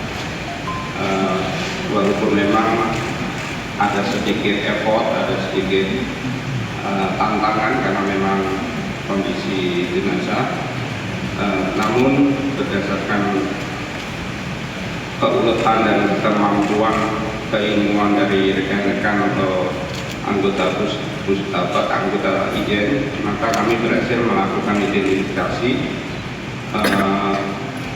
dengan memanfaatkan kulit sidik jari yang masih ada, dan dengan peralatan kami sudah kita mendapatkan data bahwa yang bersangkutan adalah Deden Maulana. Kemudian juga dengan teknis tertentu kami melakukan pemeriksaan terhadap sampel sidik jari dan pembanding postmortem yang tadi saya sampaikan kulit sidik jari. Maka kami sudah bisa membandingkan secara manual dan secara saintifik atau keilmuan, kami bisa meyakini, atau kalau bahasa agamanya aku yakin bahwa kantong jenazah nomor PM 62B.02 sebagaimana disampaikan oleh Kapitokes tadi, yaitu atas nama Deden Maulana. Identifikasi dilakukan tim DVI gabungan yang melibatkan Pusidem Polda Sulsel, Pusidem Polri, Pusidem Bareskrim Polri, serta Departemen Forensik dan Mediko Legal Fakultas Kedokteran Universitas Hasanuddin. Dari Kota Makassar, Sulawesi Selatan, jurnalis Simpo TV melaporkan. Pemerintah pusat menegaskan komitmen mempercepat pemulihan pasca bencana di Aceh dengan turun langsung ke lapangan. Kehadiran ini memastikan kebutuhan warga terpenuhi dan infrastruktur vital segera kembali berfungsi.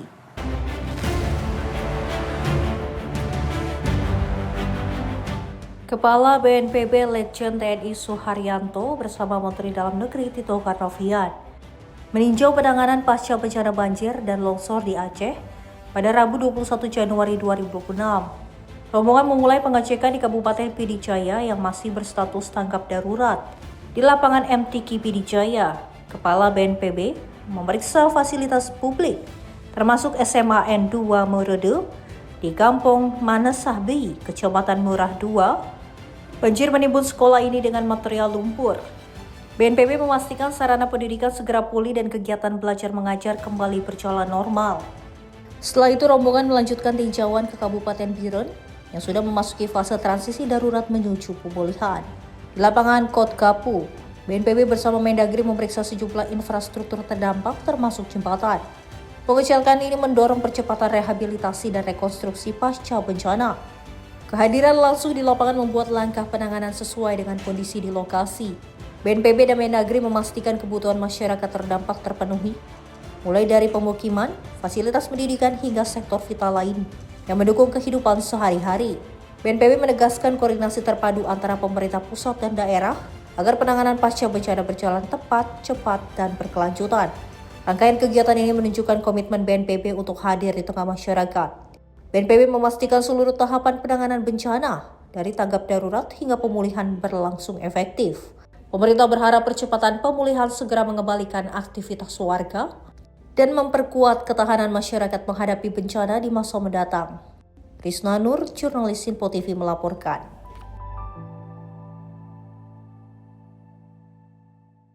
Pemirsa, pemerintah bersama DPR RI mendorong percepatan pemulihan sekolah dan fasilitas pendidikan di sejumlah wilayah terdampak bencana. Hal itu dilakukan agar proses pembelajaran di Aceh, Sumatera dapat kembali berjalan normal.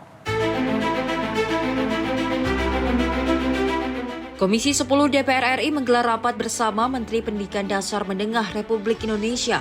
Salah satu hal yang disoroti dalam rapat yakni kondisi sarana dan prasarana pendidikan pasca bencana. Fokus utama diarahkan pada perbaikan sekolah, fasilitas pendukung, serta kebutuhan dasar siswa yang terdampak.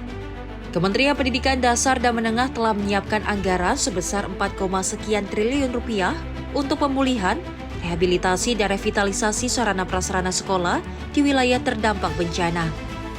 Anggaran tersebut mencakup penyediaan perlengkapan sekolah seperti seragam buku hingga pembangunan tenda darurat dan sekolah sementara yang saat ini terus dikebut di 3 provinsi terdampak. Komisi 10 DPR RI memastikan akan terus melakukan pengawasan terhadap penggunaan anggaran dan pelaksanaan program pemulihan agar revitalisasi sekolah dapat segera terrealisasi dan tepat sasaran. Itu yang sedang kami bicarakan hari ini, dan Kementerian Pendidikan Dasar dan Menengah sudah mempersiapkan anggaran 4, sekian triliun untuk melakukan pemulihan, rehabilitasi dan revitalisasi sarana dan prasarana yang ada di sekolah. Termasuk perlengkapan sekolah seperti seragam, buku, tenda darurat, sekolah darurat hari ini sedang terus dibangun di 3 provinsi yang terdampak bencana. Kami di Komisi 10 terus mengawasi ini, terus mengawasi penggunaan anggarannya dan terus mengawasi program-program yang sedang dilakukan. Kami ingin memastikan bahwa revitalisasi tersebut segera dilaksanakan. Dari Jakarta, Fani Davariskiano, Simpo TV melaporkan. Dan pemirsa, warga Aceh Tamiang terlibat langsung dalam program padat karya bekerja harian dengan upah dari pemerintah. Inisiatif ini menjadi salah satu langkah pemulihan pasca banjir sekaligus menggerakkan ekonomi lokal. Aceh Tamiang perlahan pulih pasca banjir yang menyisakan lumpur di permukiman, jalan, dan fasilitas pendidikan. Pemerintah melalui Kementerian Pekerjaan Umum mempercepat pemulihan dengan pendekatan yang tidak hanya membangun kembali infrastruktur, tetapi juga menghidupkan kembali mata pencaharian warga terdampak. Melalui program padat karya, warga dilibatkan langsung dalam pembersihan dan pemulihan wilayah dengan upah Rp140.000 per hari. Di pusat kota Kuala Simpang dan sejumlah lokasi terdampak, warga bekerja membersihkan jalan, mengangkut sampah, dan memulihkan fasilitas umum serta sekolah, termasuk SMP Negeri 2 Karangbaru, agar kegiatan belajar mengajar bisa dilanjutkan. Tri Kurniawan, salah satu warga, mengaku sangat terbantu dengan adanya padat karya. Beserta kawan-kawan sedang membersihkan untuk segera sekolah SMP Negeri 2 Karangbaru segera pulih, biar supaya belajar mengajar, proses belajar mengajar kembali pulih seperti semula. Menteri PU Dodi Hanggodo menegaskan bahwa pemulihan pasca bencana harus jalan dengan pemulihan ekonomi masyarakat. Program padat karya tidak hanya membersihkan infrastruktur, tetapi juga memberi penghasilan bagi warga, sekaligus membangun kembali Aceh Tamiang dari bawah bersama masyarakat yang terdampak. Tim redaksi Simpo TV melaporkan. Dan pemirsa, informasi terkait peristiwa akan kami hadirkan usai jeda. Tetap bersama kami di Menyapa Indonesia Pagi.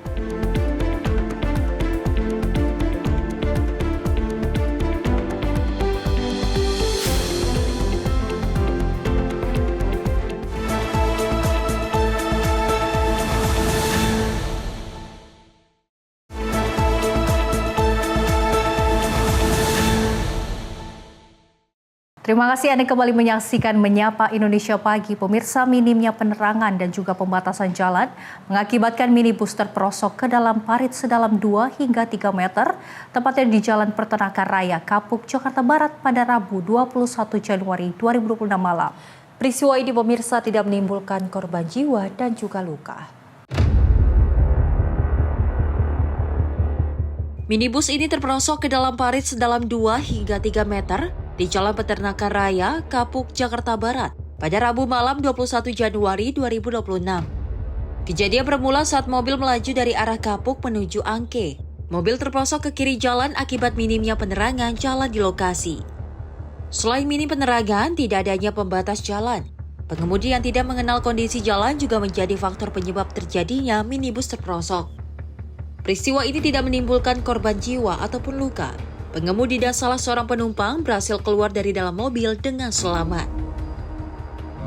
Untuk informasi dari warga, di mana arah dari Peternakan 2 Raya mengarah ke area Jembatan Genit, ya di tikungan info dari warga mobil langsung terperosok ke saluran yang di mana ya sudah dilihat untuk pembatas atau penghalang atau pengampu kurang, penerangan juga minim.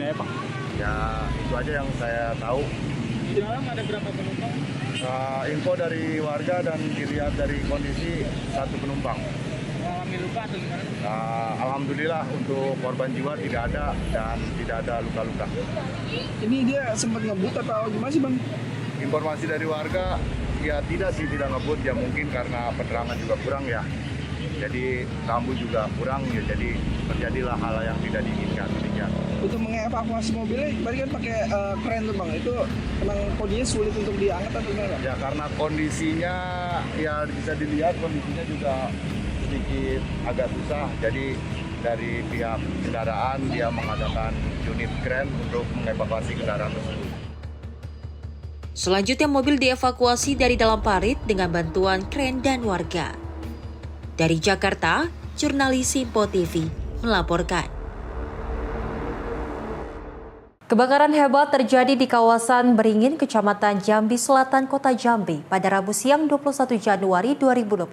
1 orang tewas terjebak api di salah satu bangunan dari 3 bangunan yang terbakar.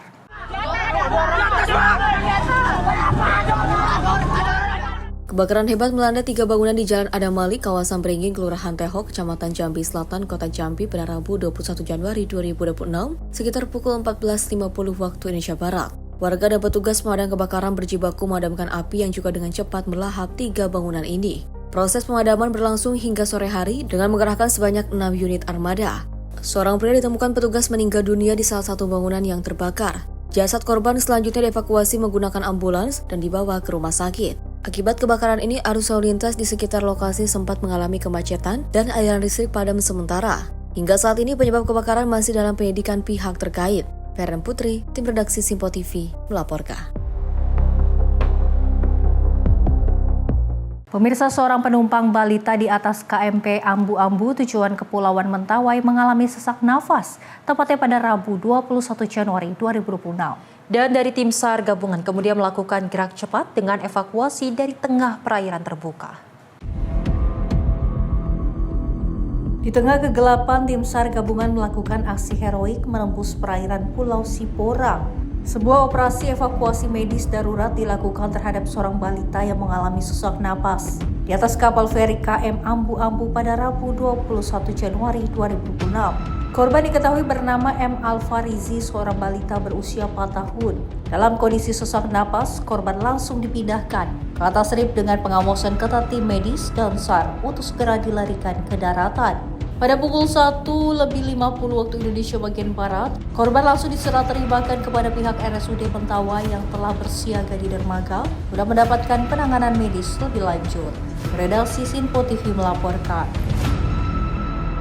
Informasi peristiwa lainnya pemirsa, di mana seorang anak laki-laki berusia 10 tahun dilaporkan meninggal dunia setelah tenggelam di saluran irigasi di Jalan Nur Aksa, Kota Makassar pada Rabu 21 Januari 2026. Peristiwa terjadi saat korban bermain bersama teman-temannya mencari kepiting di saluran irigasi dengan arus yang deras. Korban diketahui bernama Mujais Madiang, warga Panjojo, Kelurahan Lasang, Kecamatan Polong Bangeng Utara, Kabupaten Takalar. Peristiwa tersebut terjadi saat korban bermain bersama teman-temannya mencari kepiting di saluran irigasi dengan arus deras. Laporan kejadian diterima oleh Dinas Pemadam Kebakaran Kota Makassar pada pukul 15.48 WITA. 1 menit kemudian tim penyelamat langsung diberangkatkan menuju lokasi kejadian. Petugas tiba di lokasi pada pukul 16.23 WITA dan segera melakukan upaya pencarian. Proses evakuasi berlangsung selama lebih dari 1 jam dengan menggunakan peralatan berupa tali karmantel, masker, dan linggis. Korban akhirnya ditemukan pada pukul 17.41 WITA, sekitar 50 meter dari titik awal korban dilaporkan hanyut. Saat ditemukan, korban dalam kondisi meninggal dunia. Kepala Dinas Pemadam Kebakaran Kota Makassar Fadli Welang membenarkan kejadian tersebut. Ia menyampaikan bahwa petugas telah melakukan upaya maksimal dalam proses pencarian korban.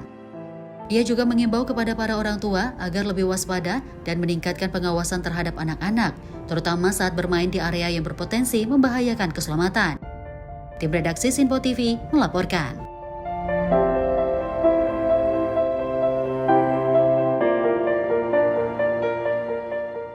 Pemirsa, hujan deras dan disertai angin yang melanda wilayah Jakarta sejak dini hari menyebabkan banjir di sejumlah titik. Salah satunya di ruas Jalan Cawang, Jakarta Timur. Banjir menyebabkan terjadinya kepadatan arus lalu lintas sejak pagi hingga sore hari. Petugas gabungan pun dikerahkan untuk pengalihan jalan.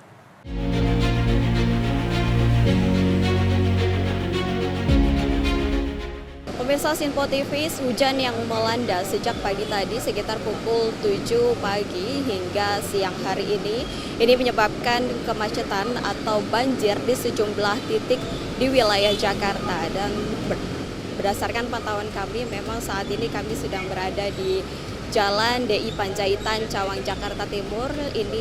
Di sini sudah terjadi atau adanya genangan banjir ini sekitar tingginya 30 cm dan juga memang banjir ini menyebabkan kemacetan panjang yang terjadi pada pukul 7 pagi hari tadi hingga siang hari ini sekitar pukul 14.30 waktu Indonesia Barat. Dan memang untuk banjir sendiri ini bisa kita lihat di belakang saya.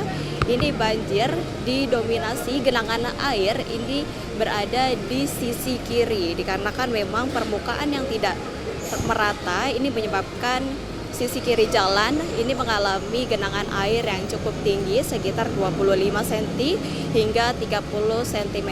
Sedangkan untuk yang di sisi sebelah kanan ini memang masih cukup kering dan bisa dilewati oleh kendaraan-kendaraan, sehingga memang petugas yang sudah berada di lokasi ini mengatur atau melakukan pengalihan jalan untuk agar para kendaraan yang melewati jalan sepanjang Jalan DI Panjaitan ini agar melaju di sisi kanan jalan dan menghindari sisi kiri jalan. Dikarenakan memang jika Anda memaksa untuk melewati sisi kiri jalan ini, maka nantinya kendaraan Anda dipastikan akan mengalami mati mesin atau mogok.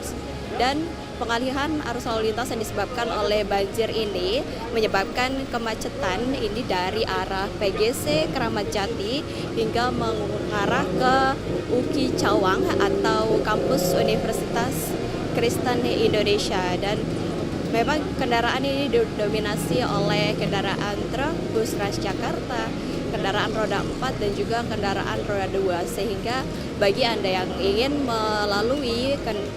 melalui jalan sepanjang Jalan DI Panjaitan Cawang Jakarta Timur ini sebaiknya Anda mengalihkan jalan atau lalu lintas untuk menghindari kemacetan yang terjadi di sepanjang Jalan DI Panjaitan. Dan juga memang untuk petugas sendiri ini baru dari petugas kepolisian dan juga kami lihat ini sudah ada petugas TNI yang ikut membantu pengalihan dari arus lalu lintas yang memang sudah mulai padat sejak pagi hari tadi, bahkan hingga sore hari ini masih begitu padat untuk mengarah ke arah Cawang begitu ya. Ini petugas dari Dinas Perhubungan dan bekerjasama dengan kepolisian dan juga TNI ini masih melakukan pengalihan jalan.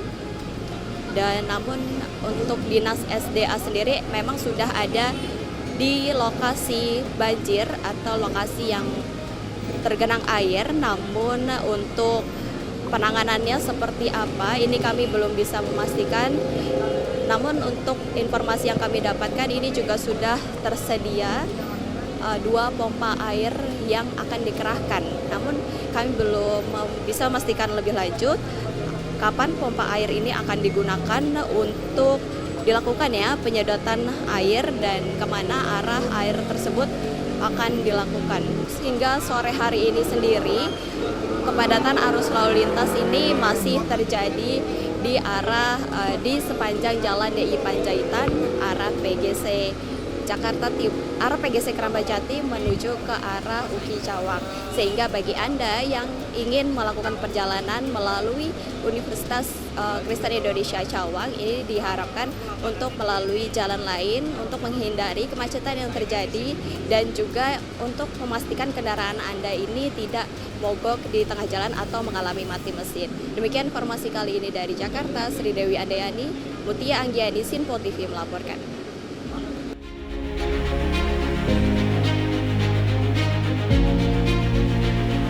Hujan deras yang mengguyur Jakarta membuat akses Jalan Ciledug Raya dan Pasar Cipulir terendam banjir setinggi 20 cm pada Kamis pagi. Akibatnya para pedagang mengalami penurunan omset pendapatan bahkan hingga merugi karena barang dagangannya terendam banjir.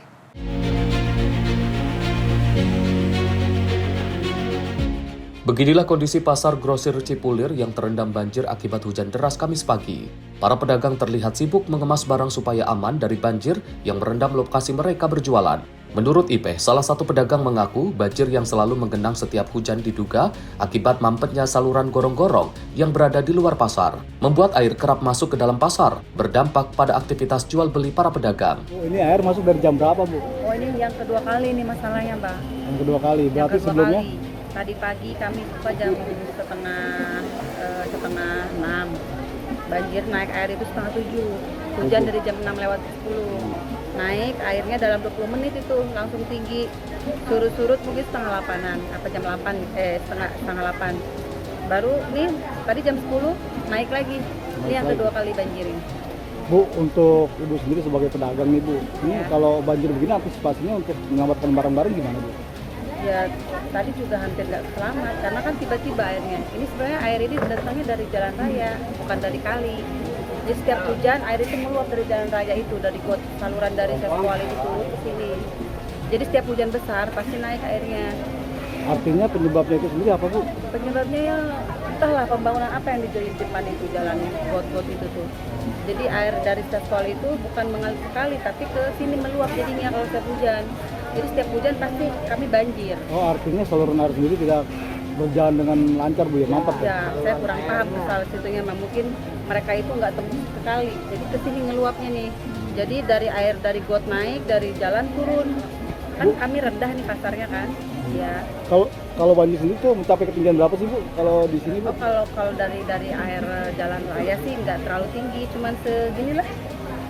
Nggak terlalu. 20 cm ada atau 30? Ya semata kaki lebih sedikit dari semata kaki ya? Lebih sedikit. Untuk pedagang para pembeli sendiri bagaimana, Bu, kalau saat banjir gini, Bu? Ya sebenarnya terganggu karena kita kan susah ya untuk mengaplikasikan barang-barang kita untuk melihat pajangan dilipat-lipat. Kayak gini kita mau nawarin susah, tapi ada juga yang sudah siap ready. Tapi banyak yang kayak gini susah kita mau jualan. Warga dan pedagang pun berharap pemerintah segera memperbaiki drainase agar banjir tak lagi menjadi langganan di Pasar Cipulir. Tim redaksi Sinpo TV melaporkan. Pemirsa, hujan deras yang mengguyur sejak Kamis pagi menyebabkan banjir juga di jalan utama dan perumahan Jatimulya, Kabupaten Bekasi, Jawa Barat. Genangan air setinggi 60 cm membuat puluhan kendaraan mogok saat nekat menerobos banjir. Akibatnya pemirsa, aktivitas warga dan arus lalu lintas menuju tol Bekasi Timur maupun sebaliknya terganggu. Hujan dengan intensitas tinggi yang turun sejak Kamis pagi merendam jalan utama dan perumahan Jatimulya, Kabupaten Bekasi, Jawa Barat. Air menggenang dengan ketinggian mencapai 60 cm, membuat pengendara roda 2 maupun roda 4 terpaksa berhenti di tengah jalan. Puluhan kendaraan dilaporkan mengalami mogok mesin lantaran mesin terendam air. Sebagian pengendara terpaksa mendorong kendaraannya keluar dari genangan untuk menghindari kerusakan lebih parah. Menurut warga kawasan perumahan Jatimulya, merupakan salah satu wilayah yang sering menjadi langganan banjir. Saat hujan deras sejak 2006 lalu, Hingga kini, belum terlihat adanya solusi nyata dari pemerintah Kabupaten Bekasi untuk mengatasi masalah banjir yang terus terulang. Tinggi Pak, seberapa Pak tingginya? Paha lebih. Paha lebih? Iya. Ini Bapak habis dari mana nih? Saya lagi dagang, kebetulan pas orang minta bantuan motor untuk jemput anak sekolah. Jadi saya menolong orang. Motor nggak bisa lewat ya Pak? Motor nggak bisa lewat Pak. Mobil juga nggak bisa lewat? Mobil nggak bisa lewat. Kalau mobil sih kalau misalkan cepetan lebih tinggi lagi dia. Emang di sini sering banjir Pak? Kalau ini mah kalau banjir kadang-kadang hujan gede atau kecil gitu banjir gitu sama. Banjir itu tahun 2006. Oh, ini udah mulai banjir ya? Ya. Kalau banjir ketinggian berapa ya? Dulu tuh setengah dengkul ya, di segini sepaha ini. Kalau sekarang ya? Sekarang ya tambah makin tinggi, karena udah dinaikin jalannya. Harapannya sebagai warga di Jatimulya gimana sih ya? Ya harapannya kita gimana ya, Bang, sekarang sampah masalahnya itu yang tidak bisa got-got, itu yang mampet, yang bikin drainasenya itu nggak lancar, yang jadinya bikin macet. Dan yang curah hujan memang tinggi, jadi sulit ya prediksi BMKG itu untuk acara hujan ini sulit. Selain merendam jalan utama, banjir juga menggenangi ribuan rumah warga dengan ketinggian air antara 10 hingga 50 cm. Kondisi ini membuat aktivitas warga lumpuh, sementara arus lalu lintas dari perumahan Jatimulya menuju tol Bekasi Timur maupun sebaliknya mengalami gangguan serius. Hingga siang ini, genangan air masih belum sepenuhnya surut. Dari Bekasi, Muhammad Ridwan melaporkan. Masih terkait dengan banjir pemirsa, di mana pemukiman warga di Kebonpala, Jatinegara, Jakarta Timur terendam banjir setinggi 80 cm. Air luapan dari aliran Kali Ciliwung mulai masuk ke permukiman warga sejak Kamis pagi. Akibat hujan deras yang mengguyur Jakarta sejak tadi pagi dan air kiriman dari Bogor, Jawa Barat, membuat pemukiman warga di Kebonpala, Jatinegara, Jakarta Timur terendam banjir. Air luapan dari aliran Kali Ciliwung mulai masuk ke pemukiman warga sejak Kamis pagi. Ketinggian banjir saat ini berkisar antara 40 cm hingga yang paling terdalam mencapai 80 cm.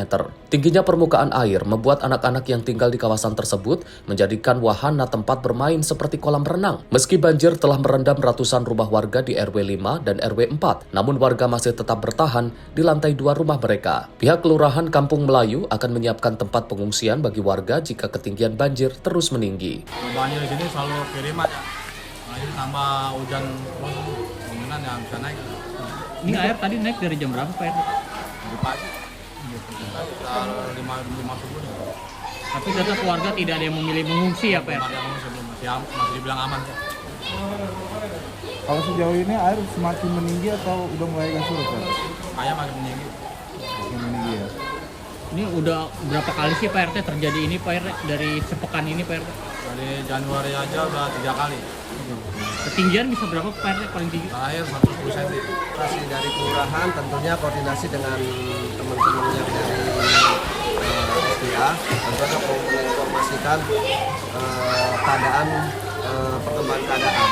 Nah untuk teman-teman RT ya kita himbau kalau nanti sudah ketinggian yang tidak memungkinkan lagi untuk masyarakat tinggal di dalam rumah ya harus keluar dari rumah, takutnya membahayakan. Kira-kira pos pengungsian nanti berapa yang akan disiapkan Pak kalau misalnya Kalau ada pos pengungsian di Kampung Melayu itu biasanya di sekolahan SMP 26 dan di SD 01 dan SD 02. Itu kalau itu pun kalau sudah siaga 1, kalau masih siaga 3, alhamdulillah masyarakat belum ada yang mengungsi. Artinya saat ini Pak Lurah sendiri sedang melakukan pengecekan di lokasi ya? Kita selalu pengecekan ke sini. Karena supaya melihat kondisi wilayah dan kondisi genangan air seperti apa. Diprediksi ketinggian air masih bertambah lantaran saat ini status air di Kali Ciliwung sudah berada pada level siaga 3. Dari Jakarta Timur, Joko Puji, jurnalis Info TV, melaporkan. Pemirsa, banjir hingga 30 cm merendam jalur lambat Jalan Letjen Suprapto, Cempaka Putih, Jakarta Pusat pada Kamis siang. Tingginya banjir membuat pihak kepolisian terpaksa harus mengalihkan sementara pengendara roda 2 maupun roda 4 ke jalur cepat.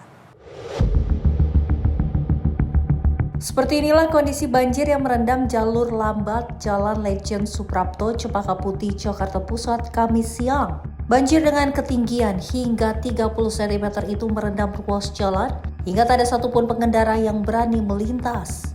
Tingginya banjir membuat pihak kepolisian harus mengalihkan sementara para pengendara roda 2 maupun roda 4 ke jalur cepat. Kondisi ini dilakukan agar para pengendara yang melintas tak terjebak banjir di jalur lambat. Dan berikut laporan jurnalis Sinpo TV dari lokasi banjir, Legend Suprapto, Jakarta Pusat. Ya, pemirsa Sinpo TV, saat ini saya sudah berada di Jalan Legend Suprapto dan di sekitar Jalan Legend Suprapto ini terdapat genangan air setinggi 30 cm yang merendam jalur lambat di Jalan Legend Suprapto, Jakarta Pusat ini.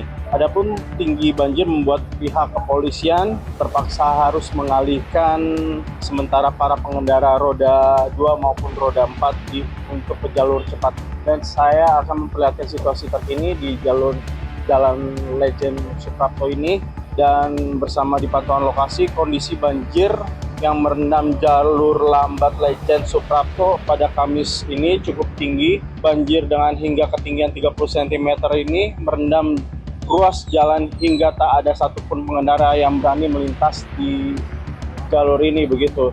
Namun dapat dilihat masih banyak motor yang melajukan motornya menerobos banjir di sini. Dan tadi saya mendapat konfirmasi oleh salah satu petugas penanganan prasarana dan sarana umum Sanwani, yakni mengatakan bahwa banjir telah merendam jalur lambat ini setelah diguyur hujan sejak pagi tadi. Menurutnya banjir terjadi hingga lantaran debit air yang tinggi hingga membuat jalanan terendam. Dan pengendara yang hendak melintas dari arah Pulau Gadung di depan saya ini menuju Simpang 5 Senen dihimbau untuk menggunakan jalur cepat guna menghindari banjir. Dari Jakarta, Dio Malau, Sinpo TV melaporkan. Pemirsa, banjir di Jalan Raya Patra Kebonjeruk. Informasinya usai jeda, tetaplah bersama kami di Menyapa Indonesia Pagi.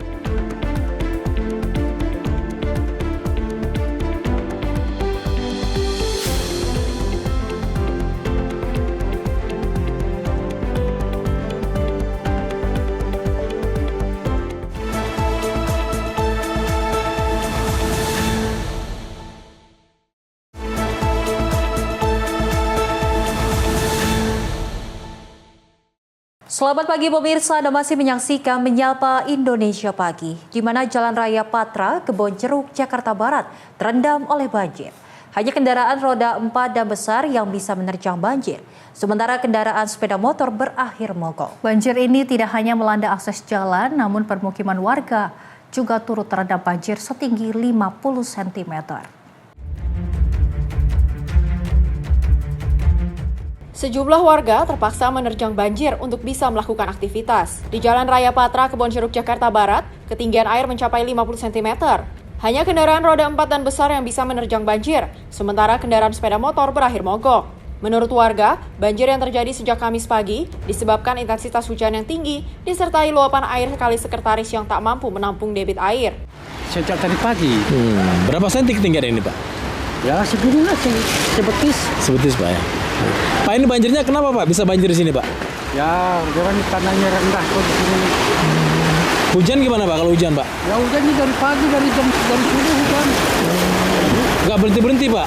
Nggak berhenti-berhenti. Sering. Ya asal hujan gede aja banjir. Kalau luapan air kali, Pak?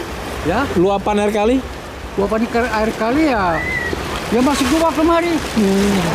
Sejak sekitar jam 11-an tadi. 11-an tadi. Ya. Ketinggian air berapa senti, Pak? Kurang lebih ya 40-50-an ini kan di sini. Pak, kalau ini banjirnya langsung surut atau masih tinggi ini, Pak? Kalau biasanya sih kan ada pompa situ ya. Biasanya sih cepat karena ini mungkin merata ya. Jadi agak lama nih. Dari tadi airnya masih segini-gini aja tuh. Susah banget nih. Mogok, banyak yang mogok gitu. Pak, ini kalau seperti ini penyebabnya apa sih, Pak? Penyebabnya ya karena hujannya terlalu tinggi nih hujannya, jadi merata kan seluruh Jakarta ini, jadinya di mana air penuh, makanya pembuangannya mungkin ini yang sulit, penuh semua gitu. Kali juga penuh, Pak ya? Iya, kalinya kan udah penuh tuh, dari sana semua penuh. Jadinya tumpah ke jalan, Pak? Iya, tumpah ke jalan akhirnya. benar ya. Ya harapannya ya mungkin banjir ini kan dari tahun ke tahun, mungkin masalahnya nggak bisa diatasin ya karena dekat laut ya, udah penuh aja lah airnya lah. Berdoa aja biar cepat surut gitu. Banjir ini tak hanya melanda akses jalan saja, namun permukiman warga turut terendam banjir. Tim kontributor Simpo TV melaporkan. Kita beralih informasi dari mancanegara, pemirsa. Pejabat regional Spanyol mengkonfirmasi sedikitnya 40 orang tewas dalam tabrakan kereta cepat yang terjadi pada Minggu malam di wilayah selatan negara itu. Kecelakaan terjadi saat bagian ekor sebuah kereta keluar dari rel, menyebabkan kereta lain yang melaju dari arah berlawanan anjlok dan tergelincir dari rel.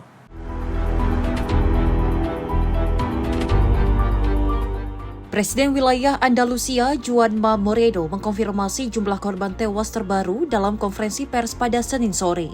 Ia menyatakan upaya evakuasi dan penemuan jenazah masih berlangsung di 2 gerbong kereta yang rusak parah. Benturan keras menghempaskan gerbong depan kereta kedua keluar dari rel dan terjatuh ke bawah lereng sedalam 4 meter. Sejumlah jenazah ditemukan berjarak ratusan meter dari lokasi kejadian.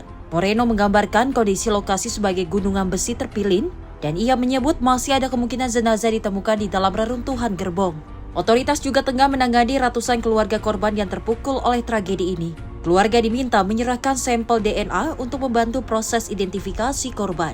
Kecelakaan terjadi pada Minggu pukul 7.45 malam, saat kereta yang membawa 289 penumpang dalam perjalanan dari Malaga menuju Madrid keluar dari rel dan menabrak kereta lain dari Madrid menuju Huelva. Menteri Transportasi Spanyol Oscar Puente menyatakan bagian depan kereta kedua menjadi titik dampak terparah. 2 gerbong pertama kereta tersebut terlempar dari rel dan diduga menjadi lokasi dengan jumlah korban terbanyak.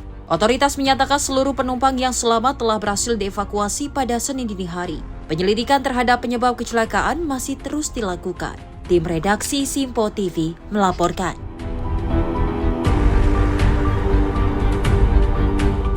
Pemirsa, badai salju besar melanda kota Petropavlov-Kamchatsky di timur jauh Rusia. Akibatnya aktivitas warga lumpuh dan pemerintah daerah menetapkan status darurat. Timbunan salju bahkan dilaporkan mencapai lebih dari 10 meter dan cukup tinggi untuk menutup pintu dan jendela bangunan bertingkat rendah. Kota Petropavlovsk-Kamchatsky di semenanjung Kamchatka, Rusia, dilanda badai salju ekstrim selama beberapa hari berturut-turut. Akibatnya, hampir seluruh wilayah kota tertimbun salju tebal, membuat aktivitas warga lumpuh total. Data meteorologi menunjukkan bahwa kawasan ini mengalami curah salju tertinggi dalam 30 tahun terakhir, dengan intensitas hujan salju yang memecahkan rekor untuk periode yang sama. Kombinasi angin kencang dan badai salju menyebabkan stasiun cuaca setempat mencatat ketebalan salju hingga 1,71 meter. Bahkan, di lereng yang menghadap arah angin, timbunan salju dilaporkan mencapai lebih dari 10 meter. Cukup tinggi untuk menutup pintu dan jendela bangunan bertingkat rendah. Rekaman video memperlihatkan warga Petropavlovsk-Kamchatsky berusaha menggali mobil mereka yang tertimbun timbunan salju tebal setelah badai hebat melanda kawasan tersebut. Gubernur wilayah Kamchatka, Vladimir Solodo V, mengumumkan status darurat di ibu kota regional. Sejumlah layanan bus dibatalkan, penundaan penerbangan dilaporkan, serta rapat komisi tanggap darurat digelar untuk menangani dampak badai. Kementerian Situasi Darurat Rusia melaporkan, petugas penyelamat telah dipanggil setidaknya 11 kali untuk membantu penanganan dampak badai.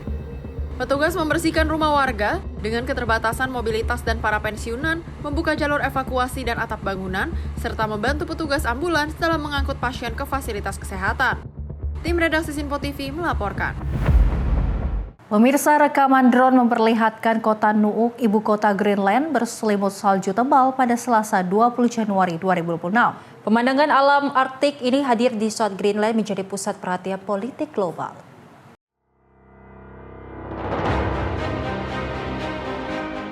Visual menampilkan pegunungan dan hamparan luas yang tertutup salju putih. Lanskap beku ini menjadi latar di tengah meningkatnya retorika politik terkait masa depan wilayah otonom tersebut. Sorotan terhadap Greenland kembali menguat menyusul pernyataan Presiden Amerika Serikat Donald Trump. Trump menegaskan keinginannya untuk mengambil alih Greenland dengan cara apapun. Pernyataan tersebut memicu ketegangan baru antara Amerika Serikat dengan negara-negara Eropa. Trump mengancam pengenaan tarif tambahan terhadap sejumlah negara menyusul penempatan pasukan di Greenland. Pada Minggu 18 Januari 2026, Trump mengumumkan rencana tarif balasan diawali dengan tarif 10% terhadap Denmark, Norwegia, Swedia, Prancis, Jerman, Inggris, Belanda, dan Finlandia. Tarif ini diancam naik menjadi 25% pada Juni 2026 jika tidak ada kesepakatan. Trump menyebut Greenland wilayah otonom dalam kerajaan Denmark sebagai area yang penting bagi keamanan Amerika Serikat. Sengketa ini juga kembali memicu perhatian terhadap hubungan historis Denmark dengan Greenland, termasuk perlakuan masa lalu terhadap penduduk setempat. Tim redaksi Simpo TV melaporkan. Pemirsa, Kementerian Pertahanan Rusia merilis rekaman pesawat tempur pembom supersonik Su-34 saat melakukan manuver dan menjatuhkan bom. Moskow mengklaim bahwa serangan tersebut menghantam pusat kendali drone milik Angkatan Bersenjata Ukraina.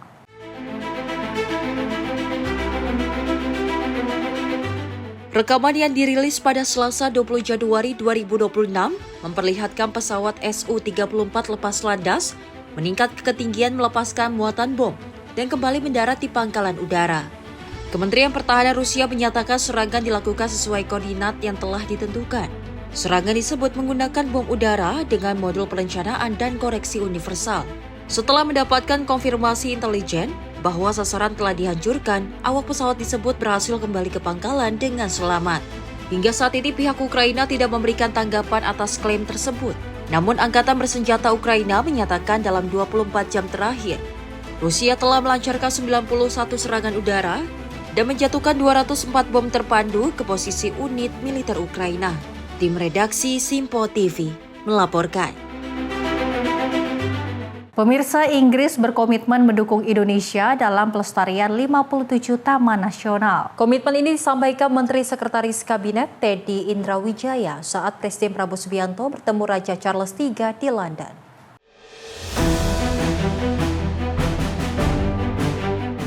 Inggris menyatakan komitmen untuk mendukung Indonesia dalam pelestarian ekosistem di 57 taman nasional. Pernyataan ini disampaikan Menteri Sekretaris Kabinet Teddy Indrawijaya usai pertemuan Presiden Prabowo Subianto dengan Raja Charles III di London pada Rabu 21 Januari 2026. Teddy menjelaskan bahwa kedua pemimpin menekankan kepedulian terhadap lingkungan. Dengan Inggris sebelumnya juga mendukung konservasi Taman Nasional Waikambas Lampung, serta program peusangan Elephant Conservation Initiative di Aceh.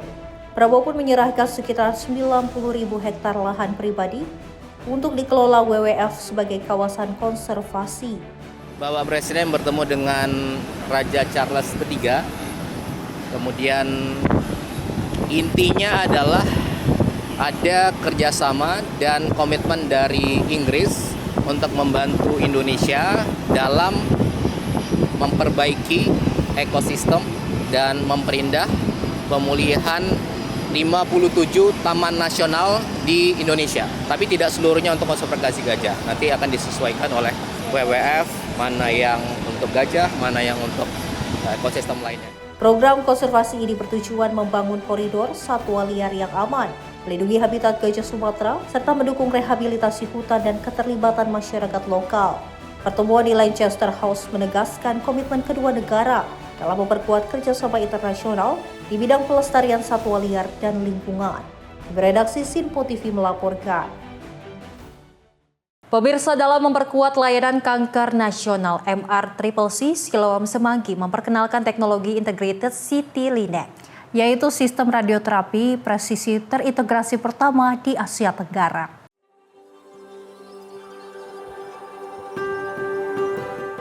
Pemerintah Indonesia terus mendorong penguatan layanan kanker, salah satunya melalui adopsi teknologi medis mutakhir. Melalui kolaborasi Siloam International Hospitals dan United Imaging Healthcare, MR-CCC Siloam Semanggi menghadirkan Integrated CT Linac, sebuah teknologi 2 dalam 1 yang menggabungkan CT scan dan radioterapi presisi dalam satu sistem terintegrasi, sehingga proses terapi lebih cepat, akurat, dan aman.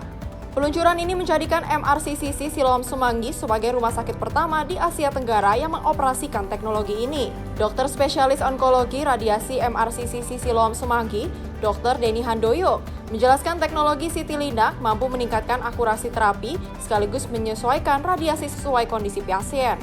Denny mengungkapkan, akurasi yang lebih tinggi memungkinkan dosis radiasi lebih optimal sehingga waktu treatment lebih singkat dan pasien tidak perlu sering bolak-balik ke rumah sakit. Dengan treatment Citylink ini, selain akurasi, dia bisa adaptasi, waktu treatment jadi lebih pendek. Ada satu lagi tambahan sebetulnya, kalau dia bisa akurat, per treatment kali radiasi, dosisnya bisa lebih besar, sehingga pasien tidak perlu bolak-balik terlalu banyak. Zaman dulu radiasi bisa 25 kali, 30, sampai lebih dari 35. Makin canggih sebuah mesin, jumlah radiasi makin pendek. Jadi pasien itu tidak perlu bolak-balik ke rumah sakit terlalu banyak. Efisien dari treatment, efisien dari ongkos, efisien dari segala hal. Presiden of International Business United Imaging Healthcare Group, Dr. Ju Song Sha, menyampaikan kanker merupakan tantangan kesehatan global yang memerlukan kolaborasi, inovasi, dan komitmen jangka panjang. Dirinya menyampaikan, United Imaging berupaya menghadirkan teknologi medis mutakhir dengan dampak klinis nyata, serta memperluas akses layanan kanker berkualitas di Indonesia. Because in Indonesia, you have the fourth largest population, is over 280 million people. But if we look at especially in the oncology space, there are a lot of people with the diagnosis of the cancer. But the current capacity and also capability to serve those patients, there is a big gap. There are so many people need the treatment, but there is not enough radiotherapy machine and also not enough radiotherapy doctors. So this is not it's easy to solve, to bring a lot of machine to come in, but it's very difficult to have enough trained professionals, the doctors, to be able to treat enough machine. So we, because of this technology, we can basically improve a lot of efficiencies, which means with the artificial intelligence, we develop this Citylink.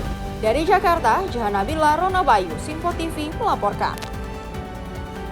Pemirsa, Presiden Prabowo Subianto dan Perdana Menteri Inggris Keir Starmer sepakat mendorong penguatan kemitraan strategis antara Indonesia dan juga Inggris. Kerjasama tersebut difokuskan pada sektor maritim dan juga pendidikan.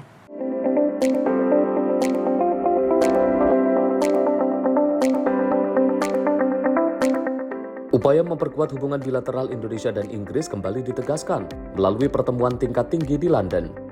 Presiden Prabowo Subianto bertemu dengan Perdana Menteri Inggris Keir Starmer di 10 Downing Street pada 20 Januari, Selasa siang waktu setempat, dalam membahas penguatan kemitraan strategis, khususnya di bidang maritim dan pendidikan.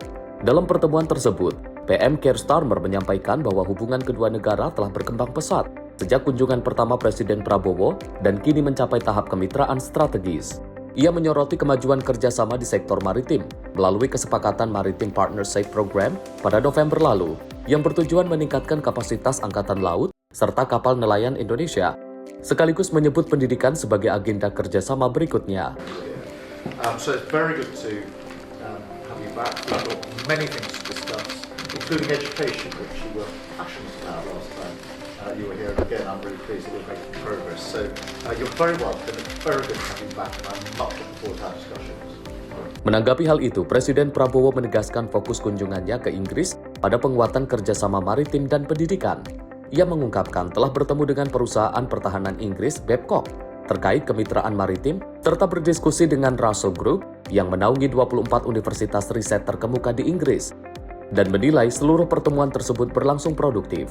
My discussions with your people and with today I will have another discussion with business leaders from the UK, also with leaders from the Russell Group. Yes, you have lunch on it. Of universities, yes. So yes, I think it's been very productive, and I value very much our relationship, Prime Minister. Thank you very much. Yes. Thank you. Tim redaksi Simpo TV melaporkan.